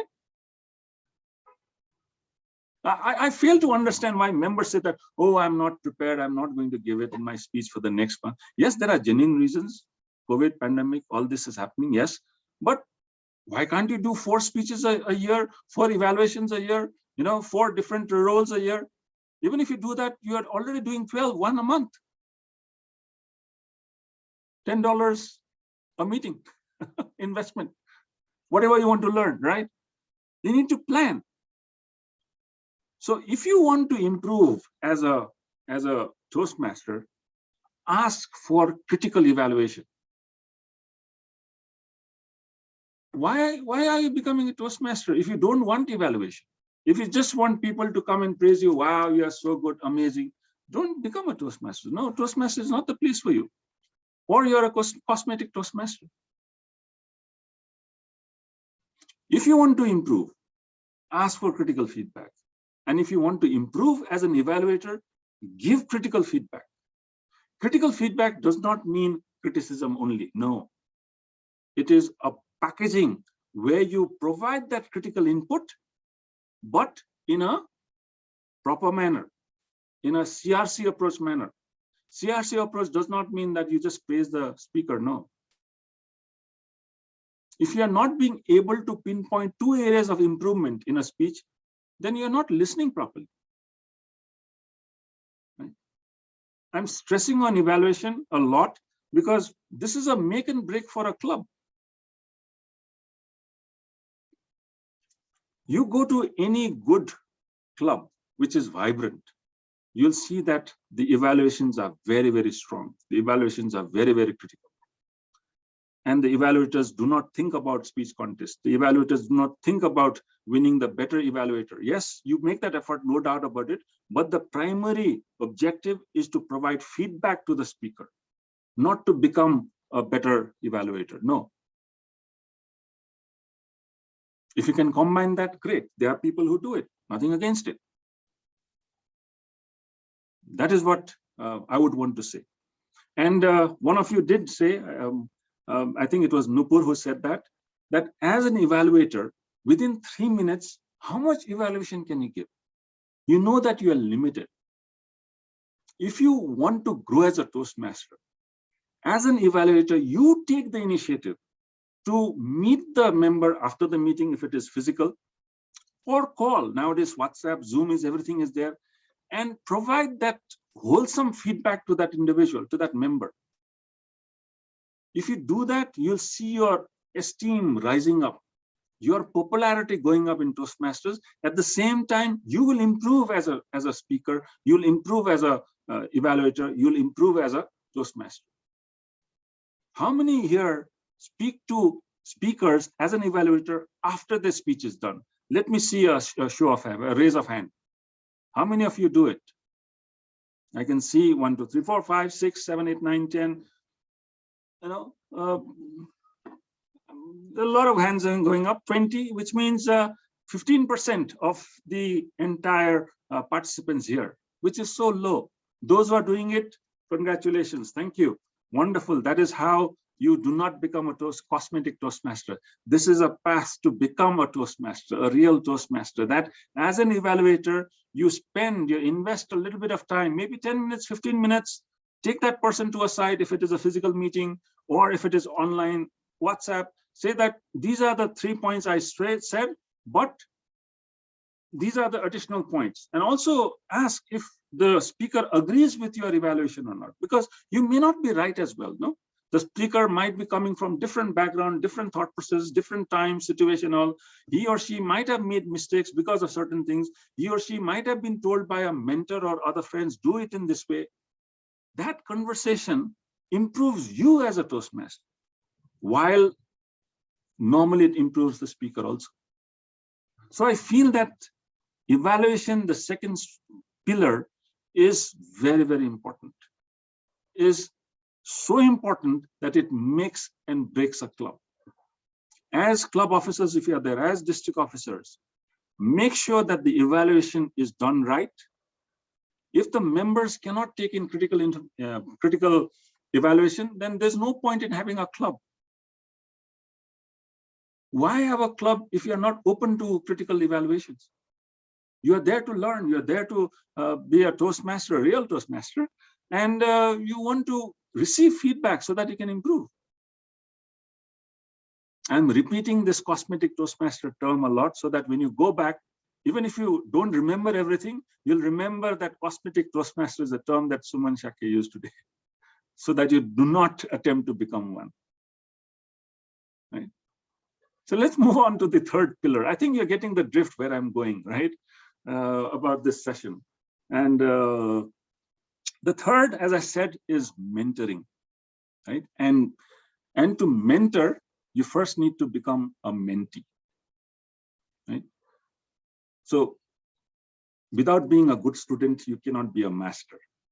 And I've raised this question early in the beginning itself, that how many of you have mentors? I saw more than half the participants raising their hand. Now, let me ask you whether you have become a mentee first to a mentor. Okay, so what do you do as a mentee? What is the process that goes through your mind? What have you done? If you can just share a little bit. We have a little bit of time constraint, but I know that we still have half an hour left with us. But let me try and see how many feedback I can take. Okay, so I thought I first saw, I don't see that hand. So maybe Kirtiraj, once again, please keep it short. Your journey as a mentee, what have you done? Kirtiraj, over to you, if you're there. Yeah, thank you so much, DTM Suman. My journey as a protege is all about whenever I am having any kind of doubt, reach out to my mentor. If I have any kind of queries with regards to anything in Toastmasters, just reach out, feel free, have a conversation and seek guidance. Thank you. Okay, all right. Chandrayan, as a protege or as a yes, as a protege, it has, because I'm an educationist and been a master all the time. So it was a golden opportunity for me to be a student. So, that way you get to learn so many things, when you have somebody who you can ask and whom you can depend on. In fact, I have two mentors, and I send my speeches to both of them, and I get different perspectives from both of them. Thank you, thank you. So one of the nuggets that we got is that you don't just need to have one mentor. You can have multiple mentors. One official for Toastmasters to go through your path as a protege and a mentee, but you can have as many, right? Santosh, over to you. Your journey as a mentee.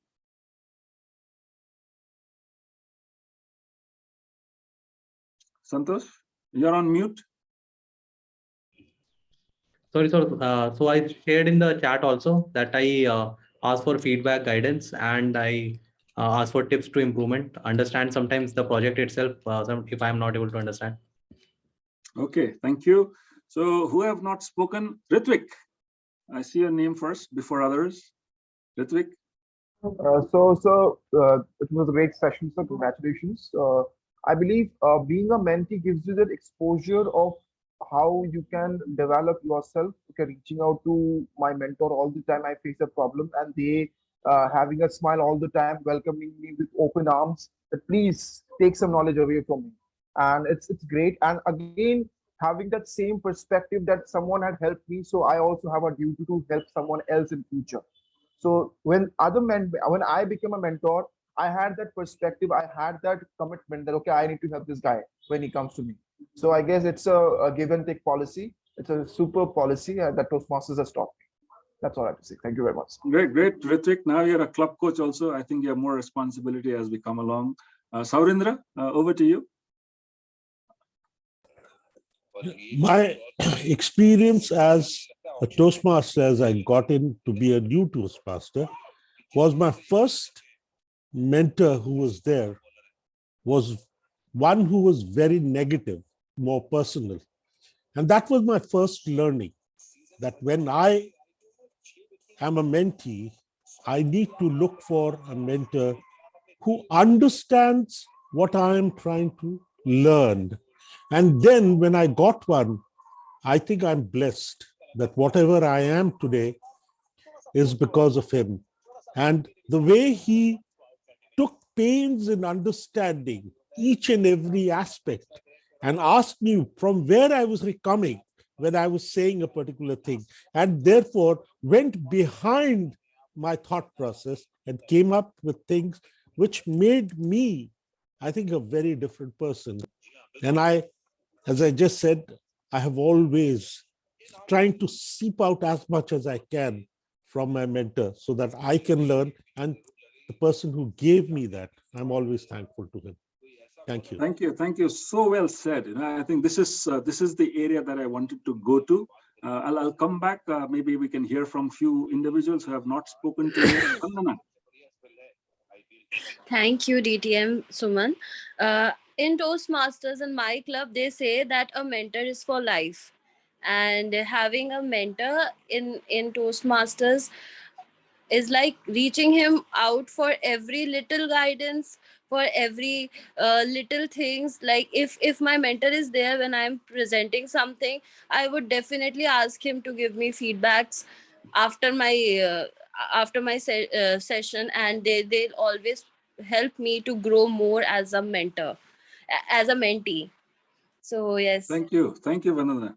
Thank you for sharing. David, over to you. I had a beautiful time, DTM Sumandai. When I first joined a Toastmasters club, I was like a baby in a toy shop.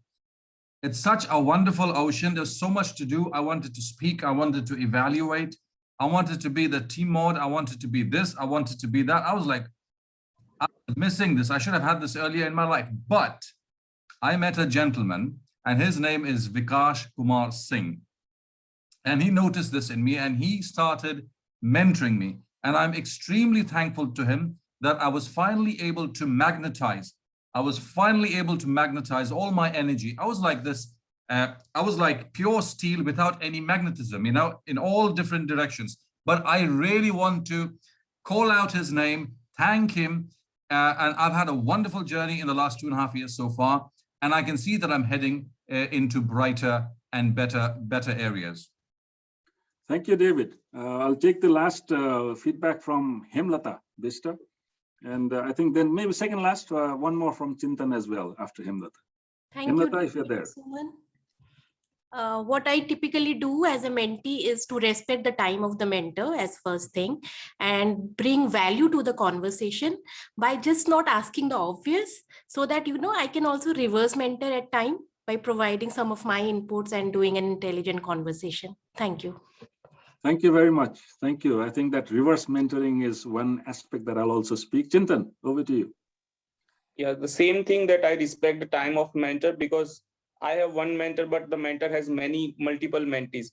And second thing, I keep noting down the points which I need to discuss with the mentor. So in a single call, I can discuss entire thing rather than, calling again and again, so that the conversation would be more fruitful and succinct as you are asking the questions in this session.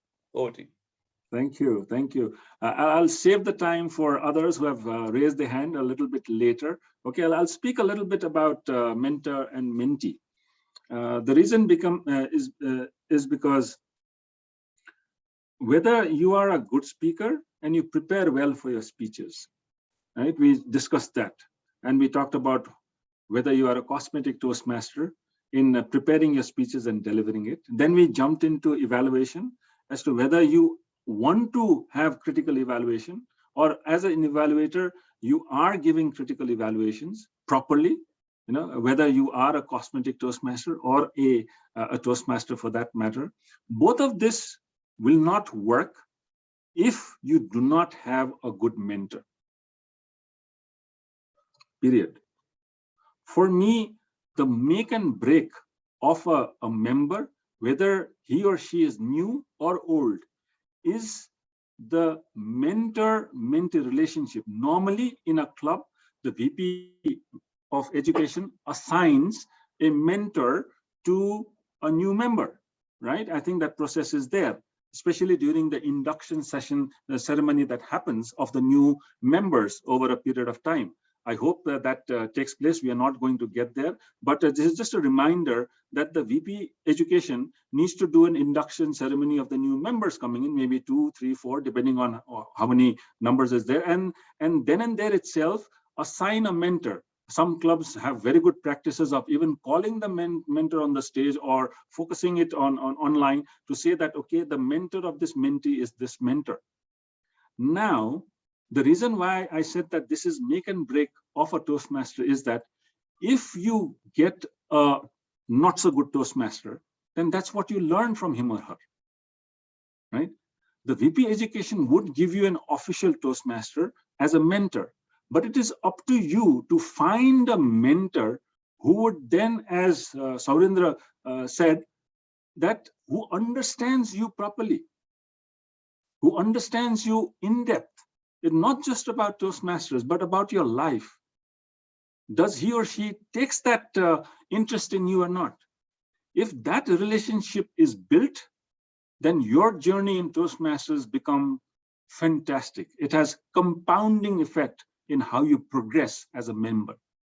But if you do not do that, if you have a mentor who is known to take shortcuts, who is known to be cosmetic, as a mentor, that's what you'll become, because that's what you have learned from that mentor, right? So please be careful in selecting your mentor. Please be careful in becoming a mentor, because as you sow, so you reap, right? You might have learned doing certain projects in a certain manner, in a certain way that is done. But is it that right approach? You need to question yourself. Even as an individual, if you are not well, you go to a doctor, maybe he or she is a family doctor for a long period of time. But I always say that please take second opinion, because you never know that you have taken that doctor who is a family doctor for granted. Maybe there's a different medication, different approach to solve that problem, that disease, or that uneasiness that you're having in your body, in your physical makeup, right? Reach out to mentors. Have a mentor. Even in the corporate world, those of you who are there, so many have said it so many times that the first thing that you do when you join a company is to have a good boss. Do not think about the company, but think about the mentor who is going to help you in your initial journey. And that holds true for Toastmasters also. Those who have been in Toastmasters for many years, think again, right? We talked about reverse mentoring also, something that was popularized by Jack Welch, and he's written so well in his book, Straight from the Gut, as to how senior CEOs was paired by a junior assistant, because the senior person does not know how to move around in this new digital world. And it's the younger person who's going to reverse mentor. It is not just a mentor-mentee relation. It is not just for new members who are young. No, it can be for all alike. And you must have that openness to receive feedback, to receive suggestions, to receive that support from other mentors. Let me see a raise of hand. How many of you have more than one mentor right now? A show of hands, please. More than one mentor. Okay, I see only 10, 12, 15 of you. You know, you are undermining your Toastmasters journey. If somebody has said that you just need one mentor, that is wrong. Officially, yes, you need one. Now you have a path on mentoring in pathways that you can take up as a mentee and progress to a mentor, right? But reach out to more people. How do you want to maximize? As a leader, if you yourself do not have more than one mentor, then something is wrong. Then that is what you will pass on to your mentee tomorrow. Maximize your learning. Take support from other people. There's no harm. Maybe not for all speeches. You know, like when I started my journey, I was so bad in making jokes, cracking jokes and making people laugh that I famously said that when I did my first project on entertaining speeches, I was told, Suman, I was not entertained. That's what my evaluator told me, you know. And because I received that critical feedback, I worked upon it and slowly started to improve. And because of that, I reached out to multiple mentors saying that I went to somebody who is a stand-up comedian, who has done these kind of projects before. Maybe your mentor is not good in making people laugh, right? So everybody has their own strengths. So when you're doing your projects, you have to look into the objective and see where you can learn from. The mentor-mentee relationship makes or breaks your journey as a mentor, because we are not interested in just becoming a member for 6 months or 1 year or 2 years. Here we are talking about Toastmaster as a journey for life. As somebody, most of you said it at the beginning of the session, that we want Toastmaster to be for your life. You just don't want to hang it by the tail of it. No, even if you are there for 15 years, 20 years, you are still improving, you're still working on it. Why? Because you have got the value, the benefit from being a Toastmaster. Think about it. Today, we talked about 3 major things. The 3 pillars, as I talk about, of revisiting the fundamentals, going back to the basics as to how you joined Toastmasters, why did you join Toastmasters, how do you learn in Toastmasters. Then we talked about my thoughts about the 3 pillars of how you want to prepare better for your speeches, how do you evaluate better so that you become a better individual, and then create that relationship for life in a mentor-mentee relationship. Because if you have been a good mentee, if you have had a good mentor, then that is what you will pass on to so many Toastmasters that will look up to you, because you have already become a better speaker. Better speaker does not mean that you have become a better individual. Better speaker does not mean that you have the integrity to follow and say that, yes, this is what I pass on. If you have become a DTM, if you have finished level 4, if you have finished 2 DTMs or 5 DTMs, if you do not have integrity, that is what you learn as a mentee, that you can, even if you are a good speaker, do not need to have integrity. That is wrong. As a mentee, what you learn is what you will teach as a mentor. Be careful. That is a big pit that you might fall into. And as a Toastmaster, you not just learn public speaking, you also learn leadership. And if you do compromise as a leader, then that is where you might have a negative impact in the society that you're learning, you are with, not just in Toastmasters. And if you have a good preparation for your speeches, evaluation and mentor-mentee, your club will become so vibrant that there'll be so many who would want to come to your club and become member of your club. And that is how the club meeting, the quality and the culture will be created. I stop here for now, and I'll hand over the session to our SLP organizers. Abhinav, if you are there, over to you if there are some last questions, and maybe for the wrap up. Over to you. Thank you very much, Suman, Shakya, for the wonderful session. It was really powerful to getting back to the fundamentals, and a lot of takeaways were there. I can see the chat, I can see the engagement which was there. Thank you very much. for the sessions. And I think this is a time when we all can show our love and reactions for the sessions, what we have received, so that a real feedback can come. We can use a chat box, and you can see that it is flooded with a lot of online reactions and the chat messages which are flooding in. It was really, really, really insightful for all of us. Thank you very much for joining in, sir. Thank you. Thank you. Pleasure is mine.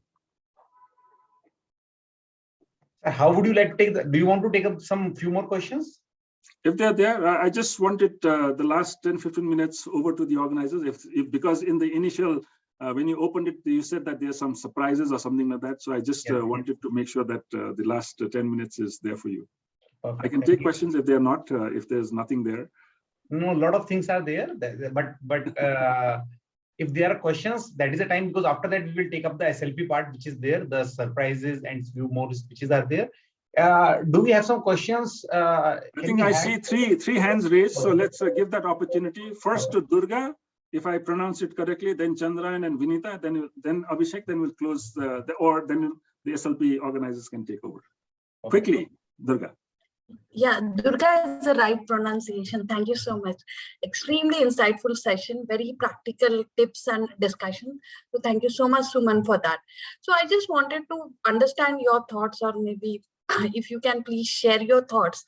So in terms of all this realistic state, or in terms of fundamental, has it changed in pandemics? Because most of us now are in meeting through through Zoom or in a remote mode, wherein most of the times the evaluations are your background should be such, you can use your stage in this way, and nothing against that, but are they really useful tips? Because it is less about the speech and more about this at times, is what I have observed. So I would like to understand your thoughts on that. Excellent question. That's why I said that are the evaluators putting in effort to do the evaluations properly? Yes, in an online mode, these feedbacks are also important, because the optics are important. The way people look at you when you are speaking is also important. That is also important. I think the evaluators are doing a good job.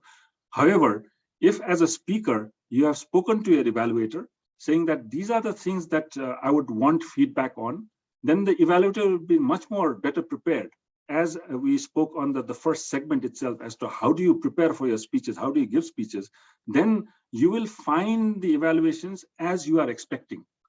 Otherwise, if there is no communication, then the evaluator will go on his or her own tangent. So I hope this is a direct answer to the question. We can have a separate conversation on this later on. But I hope I think I got my answer. Thanks. Thank you. Chandrayan. Thank you, Suman sir, for that wonderful session. I don't have a question, but it's just a confession that I would like to make. That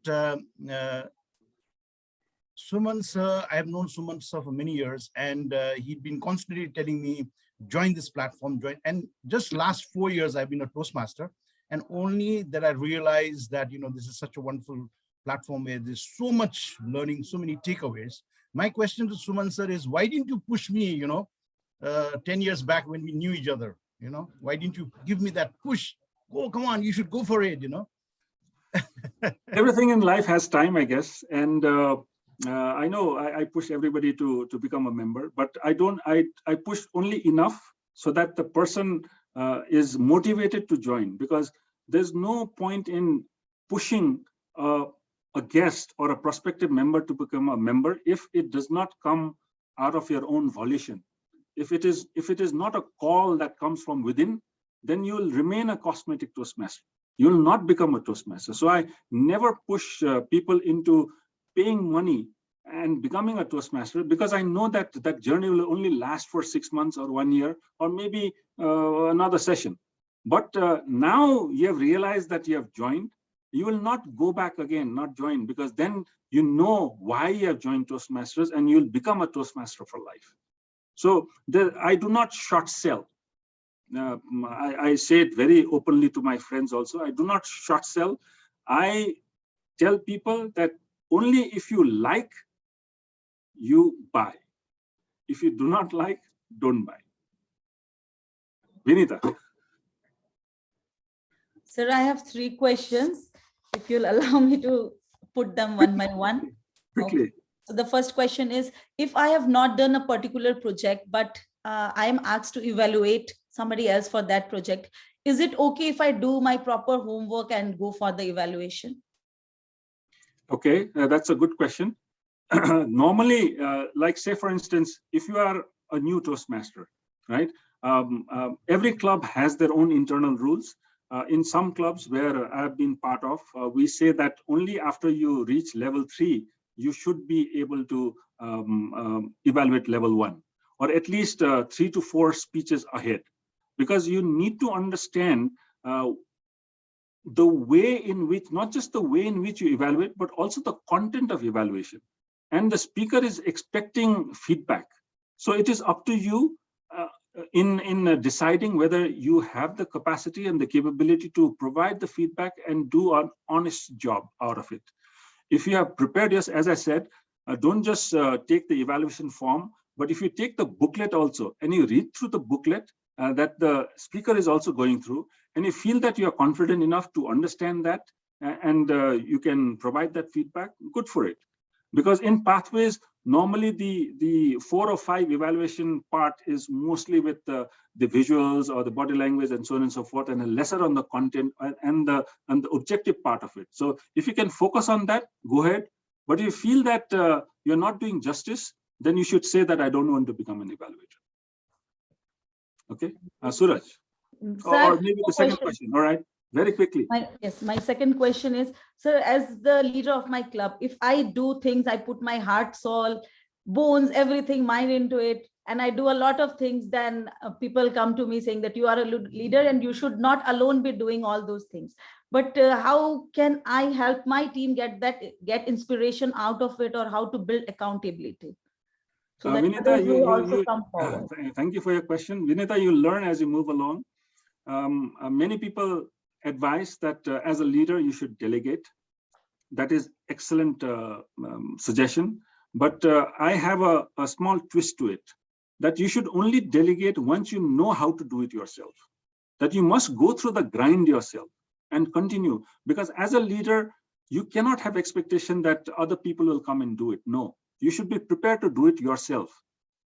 You know, whether you are the president, whether you are the area director, whether you are the division director, or even at the quintet, if people are not performing, then something is wrong down the line. And the best way to do it is to create a team and provide them with the arsenal for them to perform. Because at the end of the day, the team performance is important than you as an individual. And your success is about how your team performs. And that is where the delegation will come around. But for your team to work, you have to work. And you need to know the entire long way before you take shortcuts. The third and last question, Vinita. Yes, your tips for building membership in the club. Adding oh my goodness. We have a session on VP membership. Please join that. I'll tell you a lot of tips. Okay. Suraj, over to you. Thank you. First of all, I would like to thank DTM Suman and DTM Abhinav, DTM Ankur, DTM Ayan for a wonderful session. This has been really good. We are really heartened by what we have seen and heard over the last 2 weeks. We have very heartwarming sessions. This very learning experience. And one more thing I would like to add about this session is when I talked about evaluation, I forgot to say that the next time I evaluate, I'll have the courage to say, you have to repeat your speech if it is not good enough. So I'll take the courage to do that. Thank you. Absolutely, absolutely. I've been in sessions where I've been asked to repeat, and I do the same if I feel that it justifies that, because nobody should move forward with below pass mark. It doesn't do justice to Toastmasters. It doesn't do justice to the individual who is speaking. Brilliantly said, Suraj. That's why you can move around to becoming a Toastmaster and not a cosmetic Toastmaster. Thank you all for this wonderful session. Thank you. I really enjoyed doing this. I hope we have done this. Please give a big round of applause to yourself for staying back for such a long time and continuing with the discussion. Thank you. I enjoyed it. Over to you, Abhinav. Thank you very much once again. And with this, we have continued our impression that we have answered all the questions which all the participants are having. throughout the session. And that's why I said, let's spend 4 more minutes and answer all the questions which are there. Thank you very much for joining in. Now it is a time to get into the SLP things which are there. There are a lot of surprises are there. So are you excited about the surprises? Type yes in the chat box if you are. Do you want to know what is the surprise? First, let's take a pic. Perfect. Okay, I wasn't ready. Yeah, also turn on your camera, Shri. Yeah, 3. On the count of 3. 1, 2, and 3. Taken. Thank you. Perfect. Yes. So how many surprises do you want? Which will justify that you have spent so much time waiting for that? 100, as many. So I can give you 100% of the surprises which are there. 2, 3, many. Yes, yes, yes. Perfect. So let's start with the 5 surprises which are there for you for waiting so long for joining in. The first surprise is, yes, we have been talking about the videos, how the videos will be released for the session. Just perfect. So how the videos will be released for the session. So we are going to introduce a concept which seems a little familiar to you. It is SLP Prime videos that will be launched in due course of time, where you will get all the videos which we have recorded with the content which was provided by the speakers, right? So you will get all these Prime videos. They will be aligned, and we will release it out in due course of time once we conclude the silver and gold things are there. And if you are loving whatever announcements are happening, feel free to share your reactions. I love that. The second thing is, there were a lot of questions around it, that we are asking people that individual certifications are available. That is, you can get the silver certification, you can get the gold certification, you can get the platinum certifications. People got it clearly that for silver, they have to attend these number of workshops. For gold in isolation, they have to attend these many modules in isolation. But for the platinum, people were a little skeptical if the number of members will get added, will everyone will get the certification. So it goes like, for getting the platinum level in isolation, platinum level certification isolation, you have to watch the Prime videos which is going to come in, which will have a test to it, in which we will be asking certain questions whether you have watched the videos or not. And once you have attended those videos and achieved the requirements of the platinum level, you will also get the platinum level certificate in isolation, right? Which takes me down to the right. So second surprise is for releasing the platinum level of certification for all the members who have even not started their journey in the SLP, because we want everyone to be with us in this journey, and that's why we are extending it. The third surprise was that you can get the certificates in the isolations. Do not worry, if you have not attained silver, you can get the gold. If you have not attained the gold, you can get the platinum. Now that takes me to the fourth surprise. The fourth surprise is those who have attained silver, then the gold, and then the platinum, they are the SLP graduates. They are the SLP graduates, and they will be recognized in the oration event with the physical certification. You will get a graduation certificate in the SLP if you have achieved all the 3 certificates, which include silver, gold, and platinum. So that's how, if you have registered for SLP, you have all the things for you. By the end of that program, we all are connected. It is not at all like if you have not attained silver, you are out of the plan, right? So if you have registered for SLP, you are having the opportunity till the end of the program. And last and most exciting surprise is, there are so many questions which you might be having in relation to the announcement, which I'm going to take it up after my fifth surprise. That is, we are going to have keynote speeches, some good words from our leaders, which we will hear, because this is the program which is a special leadership program, and it is totally incomplete if we do not have our leaders out on this forum. So now it is a time to hear our leaders, and after that I'll be there to answer all your questions which might have aroused because of the announcement which I have made, right? Perfect. So please help me welcome our district club growth director, TTM Kaushik Bhattacharya, with a huge round of applause and lot of virtual appreciation. Can we have him in the spotlight, please?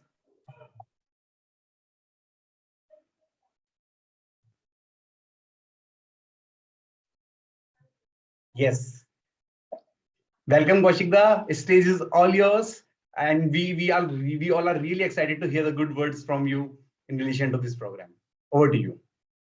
Thank you so much, distinguished Toastmaster Abhinav. Leaders and members of District 41.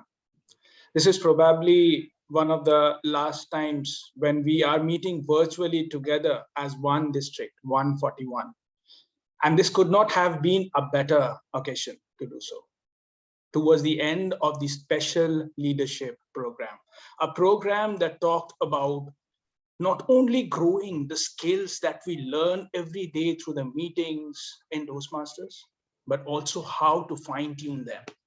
SLP started 3 years ago, and I had the honor of being the first SLP chair, after which DTM Ankur took it forward in the subsequent years. And SLP has always been a program where we have tried to bring in things which are not done every day in our regular meetings. Now, leaders are people who are not just people who lead a country, not just people who lead a company or an organization. Leaders are even those people who stand up and teach a toddler how to draw that first crayon color on a white paper. Leaders are those who sit together with their friends, plan a trip, and ensure that the hotels and the bags are booked and packed, the flights are in place. Leaders are also those people who ensure that when people speak up, they're there to listen to them and understand what people want. Through the SLP program, we learned different art, different ways of gaining these traits and honing in ourselves.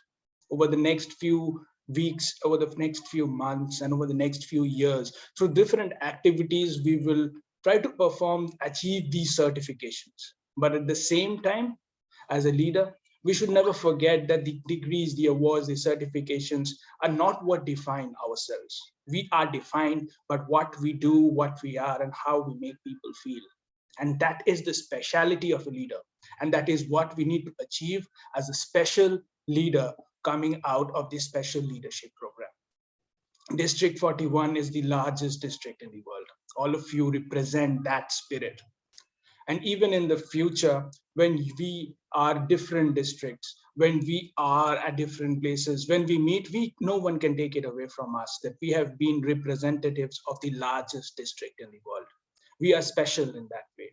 We are special because 3 waves of pandemic together, we are all excited and meeting virtually, and we are rearing, ready to grow and ready to learn. We are special in that way. And all of us are leaders, and all of us have qualities that inspire each other. I see emoticons, I see smileys, I saw a lot of messages in the chat, and I saw questions being asked as if it is 10 in the morning and not 9 in the night. And it has been a great pleasure and privilege to be here and witnessing all the amazing energy that you bring forward today. And that is what makes District 41 special. Remember, the member on the northernmost corner of the district, in the Himalayas of the Kashmir, to the Everest in Nepal, to the Taj Mahal in Agra, to the tea gardens in the northeast, to the Sundarbans and the Bay of Bengal in Bangladesh, or the monastery in Bhutan. We are all 141, one district. And together with all the innovations, with all the messages, with all the learnings, and with all our zeal and little bit of input, we can ensure that this year is remembered forever as the largest district becomes distinguished and above. With all of our efforts, small bits of work, an ocean can be created. You all are special leaders graduating from the special leadership program. And together, tomorrow, we can achieve great things. Thank you very much for the organizers to make this possible, to bring up this platform where we can connect, where we can be together. Abhinav, Shri, Ankur, and all of us who worked behind the curtains to ensure that all of us are here. To the quintet, to the leaders of District 41, DTM Suman, DTM Ayan, I can see them here, and our District Director, Ranjit Acharya, distinguished Toastmaster. And most importantly, to all the members. All of these regular meetings, we had 100, 200, 300, 400 participants from across countries, trainers from across districts. And that only sets milestones that can go forward. Remember, all of you are the leaders who define today's reality of District 41. All of you and me together can ensure that we have greater things done today and tomorrow. Together we are special, and divided we fall. This is the special leadership program. And I just wanted to tell you at the end that you all are special. We all are special. We all have a little bit of magic in ourselves. And inside and outside Toastmasters, we can prosper with that magic and spread the light. Thank you. And over to you, DTM Abhinav. Thank you very much, DTM Kaushik, for such an amazing words. Now, this is the time when we are going to hear from our very own, who has started this program, who was there with us when we were starting these sessions, and we have seen him during the sessions of SLPs as well. So how many of you are really excited to hear Ayan Pal DTM? Type yes in the chat box. Type yes or some expressions, right? So can we have him in the spotlight, please? Perfect. The stage is all yours, Ayan Pal DTM. Thank you so much, Abhinav. To take a leaf out of Kaushik's book, there is no smoke, even though the most colorful of them, without fire. And Kaushik just showed the kind of fire that has emerged out of him as he began as a coordinator of SLP 2 years back. I'm asking you once again, are you on track? And if you're thinking, which track is this? Is it the track and field? Are we all mice in a rat game? What are we? I'm going to remind you about a quote by John C. Maxwell. A leader is one who knows the way, goes the way, and shows the way. As a leader of District 41, sometimes as a district administration manager, sometimes as a club code director, and this year specifically as a program quality director, I've had the honor, the privilege, and the wonderful, beautiful opportunity of showing you the way. As members, as participants of special leadership program, you, my dear leaders, my dear communicators, have had that wonderful, beautiful chance of knowing the way that people have no idea exists at times. Now is the time to show the way. Yes, actions truly speak louder than words. And it is now time for your actions to show the world that there is fire burning in your heart. It's now to show the world about the fact that you know the difference between science and art. It is now time to show the world of communicators and leaders that you've truly arrived as one and that we are united as District 41. A place where we learn, we also have fun. And if required, we unlearn and we relearn. How much you remember may be difficult to say, but today is going to be a truly special day. It doesn't matter how many sessions you might have attended. You do know that to you we have tended. If you can follow even 10% of what you found, believe me, my dear friends, you would never be wound out of what you need to do. Remember the lesson, think of it as key, so that the next time you and I meet, I can see you on the other side too. Dear leaders, this has been a special, unique, beautiful experience. A place where communicators and leaders across multiple districts, hailing from multiple countries, have come together to shower and give you the greatest gift, the gift of time, the most precious thing you can have. Now that time is in your hands. What you do with you is for you to judge, is for you to remember.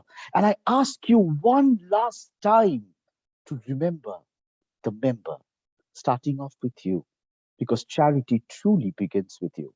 And if you can remember what made you join, if you can remember what made you stay on, if you can remember what made you mute, unmute, ask, you will be able to perform the greatest, the most difficult of any task. Only you would know whether you're successful. Who am I but to tell you whether or not you're a fool? So go out there and make it work. And I'm sure you would think of it as a lark. Thank you and namaste. Over and out from the PQT team of District 41. Thank you very much, DTM Ayan, for the kind words. Now moving on to it, we are going to hear it from the person who has added tremendous amount of value in today's session in our life, and we have really experienced it all together. So please help me welcome again DTM Suman Shakya for his words in relation to the SLP. Yes, can we have it? Perfect. Over to you, DTM Suman. Thank you, Abhinav.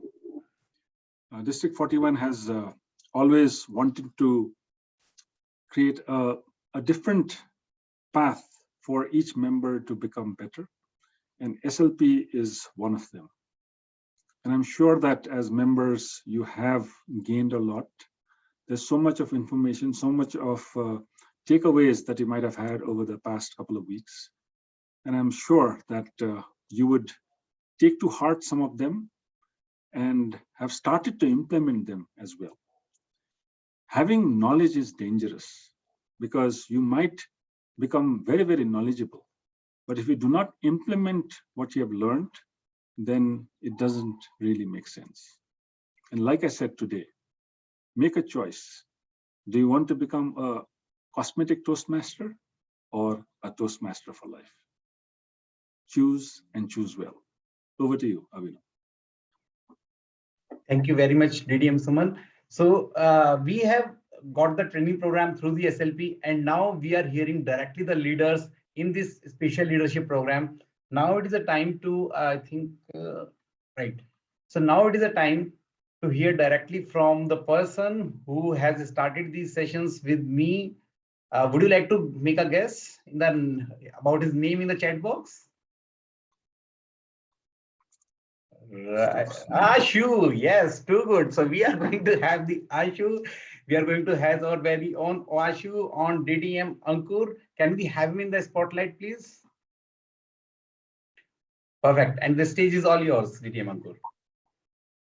Thank you so much, distinguished Toastmaster Abhinav. A very good evening to everyone. I am very much pleased that everyone stayed back even after the completion of SLP. And I'm pretty much sure that you have gained a lot out of the 8 sessions that we had. Now, if there is one thing which I would like to say at this particular moment, I would say it is almost the same thing which distinguished Toastmaster Suman has mentioned, that no matter how much we have learned, if we are not implementing it, we will not be seeing the results that we want to achieve in our life. There is one secret at this particular instance which I want to share with you. And that secret is from a TED talk which I heard around 3-4 years back, wherein the person was mentioning that I'm not fortunate enough to have Steve Jobs as my mentor who can teach me about the creativity. I'm not fortunate enough to have Warren Buffett as my mentor to teach me about the art of investing. I'm not fortunate enough to have Arnold as my fitness coach. I'm not fortunate enough to have Mahatma Gandhi, who can teach me about the non-violence. And I'm not fortunate enough to have Dalai Lama to be my spiritual coach. But still, I can afford the mentorship from all these individuals if I can read the books that they have written. And if you are not aware of this fact, the main factors which connected me and this distinguished Toastmaster Suman Shakya is the books. So whenever we meet each other, whenever we, be it on the Zoom call, be it in person, I always ask this question, okay, so which book is it that you are reading? And that is something which connects with us.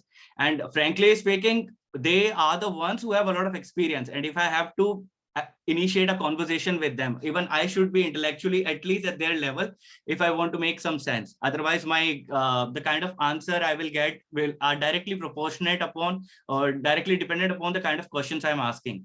So if you want to increase your level of understanding and if you want to accelerate your learning, it is directly proportional to the kind of questions that you ask. So even you want to, if you are asking a normal question, you will be getting a normal answers to it. But if you are asking great question, there is a possibility that you will be extracting more and more out of these leaders, be it Suman, be it Ayan, be it artistic director Ranjit, or even at the outside world. So I would strongly recommend you that if you want to accelerate your learning, read as much as possible, because had I not read anything, I don't think that I would have been able to grow or achieve whatever I have achieved in Toastmasters. One last thing, that is something which I have mentioned in the chat box as well. Have separate mentor for separate field. Because when it comes to conflict resolution, I generally reach out to distinguished Toastmaster Suman Shakya. When it is about showing the PowerPoint presentation, I generally go out to Ayan Pal. When it is about to planning something strategically, I reach out to my mentor, distinguished Toastmaster Vinay Jain. And similarly, I have various mentors for various roles. If it is about ethical dilemma, I reach out to distinguished Toastmaster Nimish Joseph, who is my immediate past district director. So do apply all these things, and I wish you all the very best. I will believe and I will feel the SLP was a great success when all of you will be achieving the platinum certification. So I'm waiting for that day when you all will be achieving the platinum certification, and then I will be able to sleep properly that SLP was a great success. So I am waiting for this particular moment wherein I will be getting and receiving messages from distinguished Toastmaster Abhinav that almost all participants achieve the platinum certification out of SLP. So I am counting on you. Please make sure that you all achieve the platinum certification. Thank you very much, and lots of love to all of you. Thank you very much, DTM Ankur, for such an energetic words. Though there is a requirement, there is a comment, there is a requirement, and there is a comment in the chat section that people want to hear some shairi from you. So prepare that one. I want to call you back when the question and answer session will be starting, and I want you to start with that shairi. Apologies, distinguished Toastmaster Abhinav, I have to leave, so I can drop the shairi right now if it is fine with everyone. Perfect. Specifically for those who are coming out of heartbreak or breakups, अर्ज किया है और कम याद आओगी अगले बरस तुम, और कम याद आओगी अगले बरस तुम, अब के कम याद आई हो पिछले बरस से. Thank you very much. Take care. Bye-bye.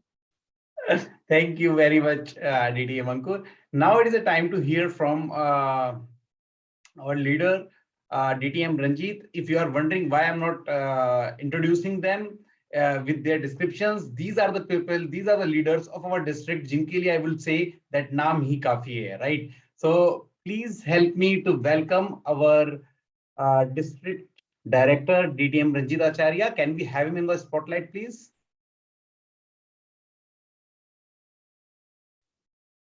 Abhinav, he is not keeping well. I'm not sure whether he will be turning on his camera or not. Okay. I think he was in another meeting and we have called him up. That's what is also there. Yes. So Ranjit sir is here. Good evening, everyone. Good evening. I'm so sorry. I will not be switching on my camera. I'm not in a position to do so. I'm isolating right now. So it is Omicron, which loves everyone nowadays, and that's the new love of every member from our district. So I'm also not untouched. Good evening once again. I'm so happy to see so many leaders out here, members and leaders who have attended SLP. A lot of hard work that has gone inside it from PQD team. A lot of good comments that I've been receiving from all the participants. The feedback that I have gone through has been tremendous, but it should not remain taking from within the session and then forgetting about what we are supposed to do. This should be a learning journey that we keep churning out of it and becoming better day by day. And I hope every leader who has benefited out of these sessions, be it distinguished Toastmaster Ankur's session or be it distinguished Toastmaster Ian's session or distinguished Toastmaster Suman's session. And there were so many other sessions that I know have been very fruitful to all of us. I hope all of you have enjoyed, all of you have learned, and all of you are going to utilize everything that you've taken as some wisdom of nuggets that you are going to carry with you. Let's utilize that for our personal growth, for our leadership journey, and let's become better version of ourselves in coming days. If you will achieve your personal goals by performing what you have been doing at this point in time as a leader, if you can achieve your certain targets and goals of your clubs, your Toastmasters targets, then we will find SLP successful. SLP cannot be successful just by conducting 8 or 10 sessions and having number of attendees attended. SLP will be successful if even if 20% of these leaders who attended SLP become better version of themselves because of SLP. And I hope you all will achieve that target. You all will come out better than what you were before attending SLP. And I hope all of us will put in that effort in making our district proud of us once again. District 41 has been District 41, the world's largest district because of its members and leaders like you. Unless leaders do not perform from club level, do not perform from area level or division level, district cannot perform well. And I know every club officer, every member in the club, every area director, every division director, every council member, everyone is putting in that effort and taking on the challenges that is coming in front of us. We are facing so many challenges, but we are telling the challenge that come, let's fight. I'm going to win over you. And that's how we are becoming better and stronger.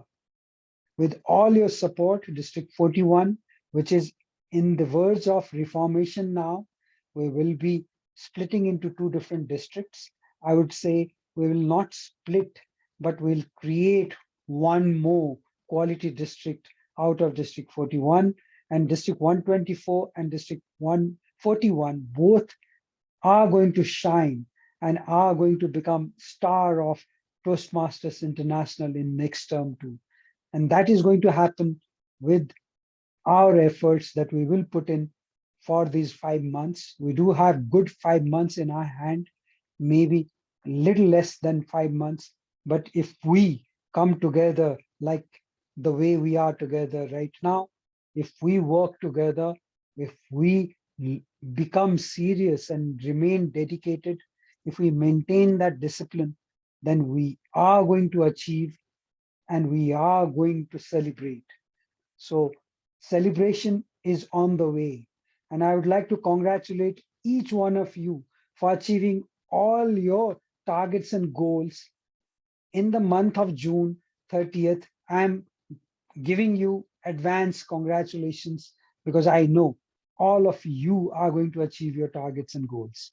And we will celebrate together, we will have fun together, and we will tell the world that we are District 41, we are the largest district and we are the best district. Thank you for attending SLP sessions seriously, and I hope all of you will take the learnings to new members, other members, share with other members and colleagues so that whatever you have learned will not remain within you, but it will spread to others. That's how we spread happiness. That's how we spread togetherness. So with this, I would like to thank you again, and sorry for not being able to switch my video on, but I'm all there with all of you in spirit, and in my physical presence, I'm always there with you. For any queries on support, please reach out to me. I'm there always with you. Thank you very much. Over to you, the MC of the evening. Thank you very much, TTM Ranjit. Thank you for joining in. There are a lot of get well soon messages from all the participants, and we all really wish you a really speedy recovery. Uh, Thank you very much for joining in. For the camera, it is okay. Like with your condition, you have joined in. We are really grateful to you. And for all the speeches from our leaders, can we show our heart emojis to our leaders that they have joined us towards the end of this SLP session?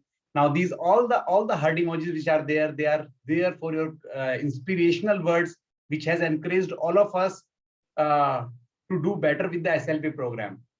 Now, towards the end, how many of you are targeting platinum level of certification? Type yes in the chat box, type yes in the chat box, or raise your hand, either way or both ways.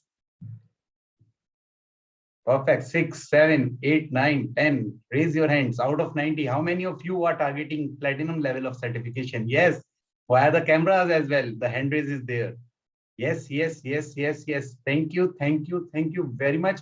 And yes, good portion is there. And with this mindset that we all are targeting towards the platinum level of certifications, post the inspiring words from our leaders, and with the learnings which we have obtained through the 8 sessions of SLPs, we are really excited to see how we are going to do in the future. And we conclude this session of SLP officially.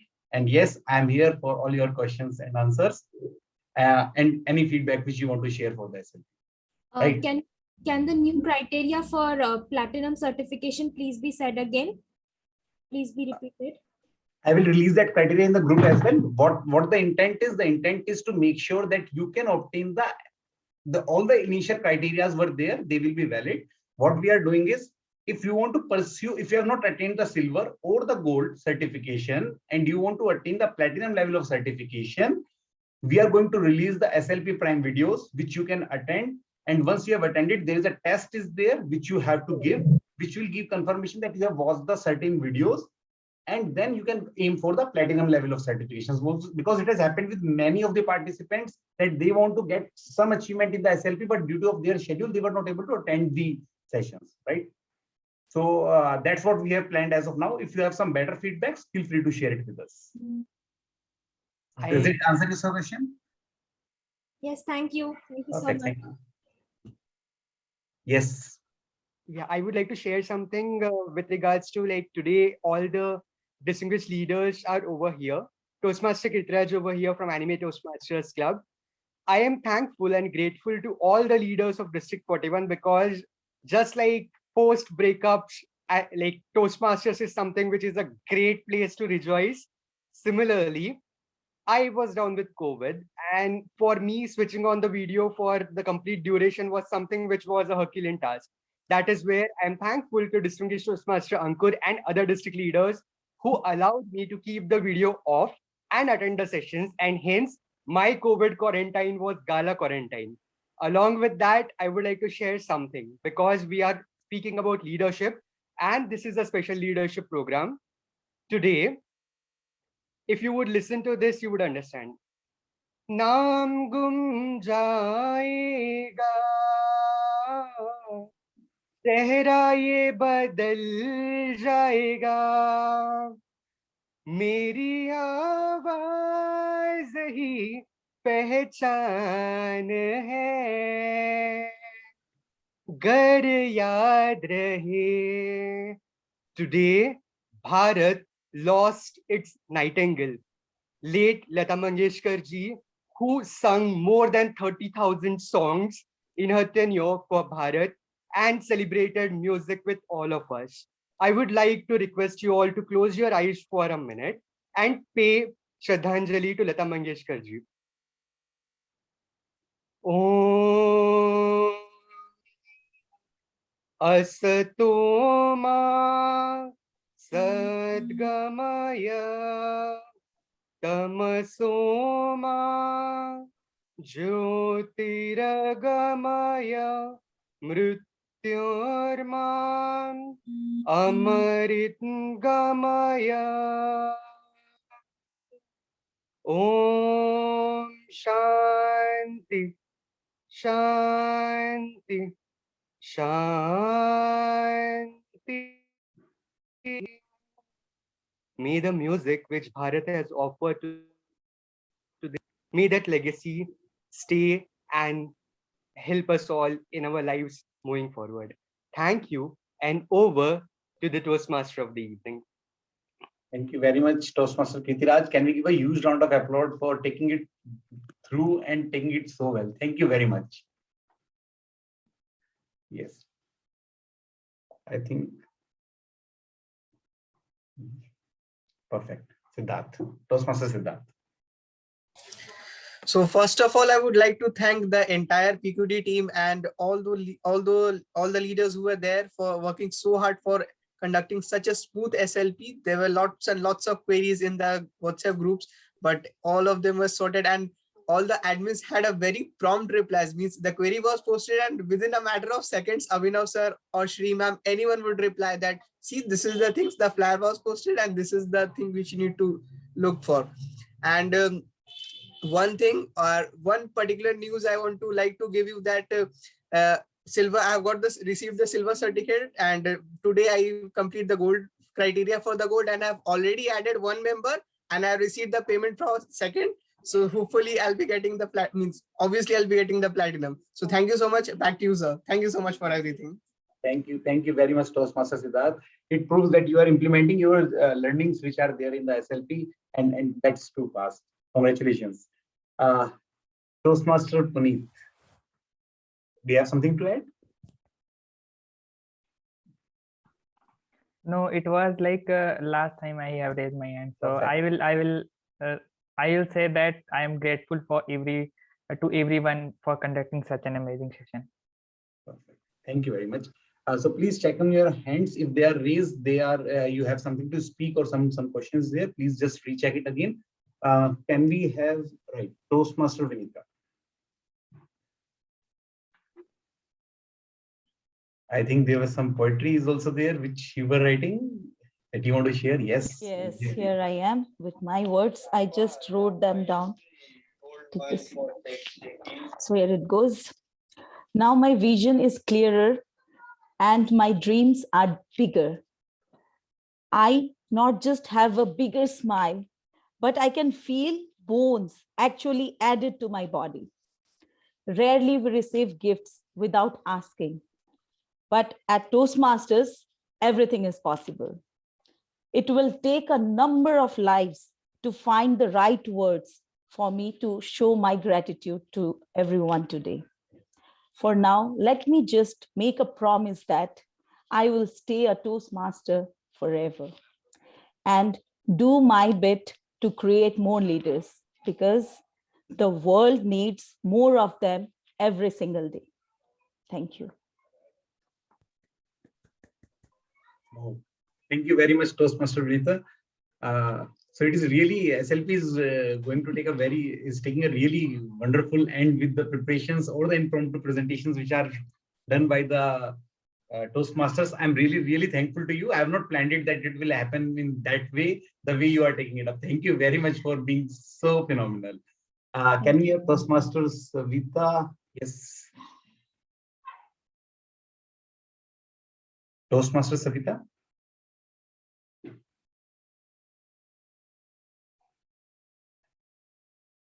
Right. I think she's not there.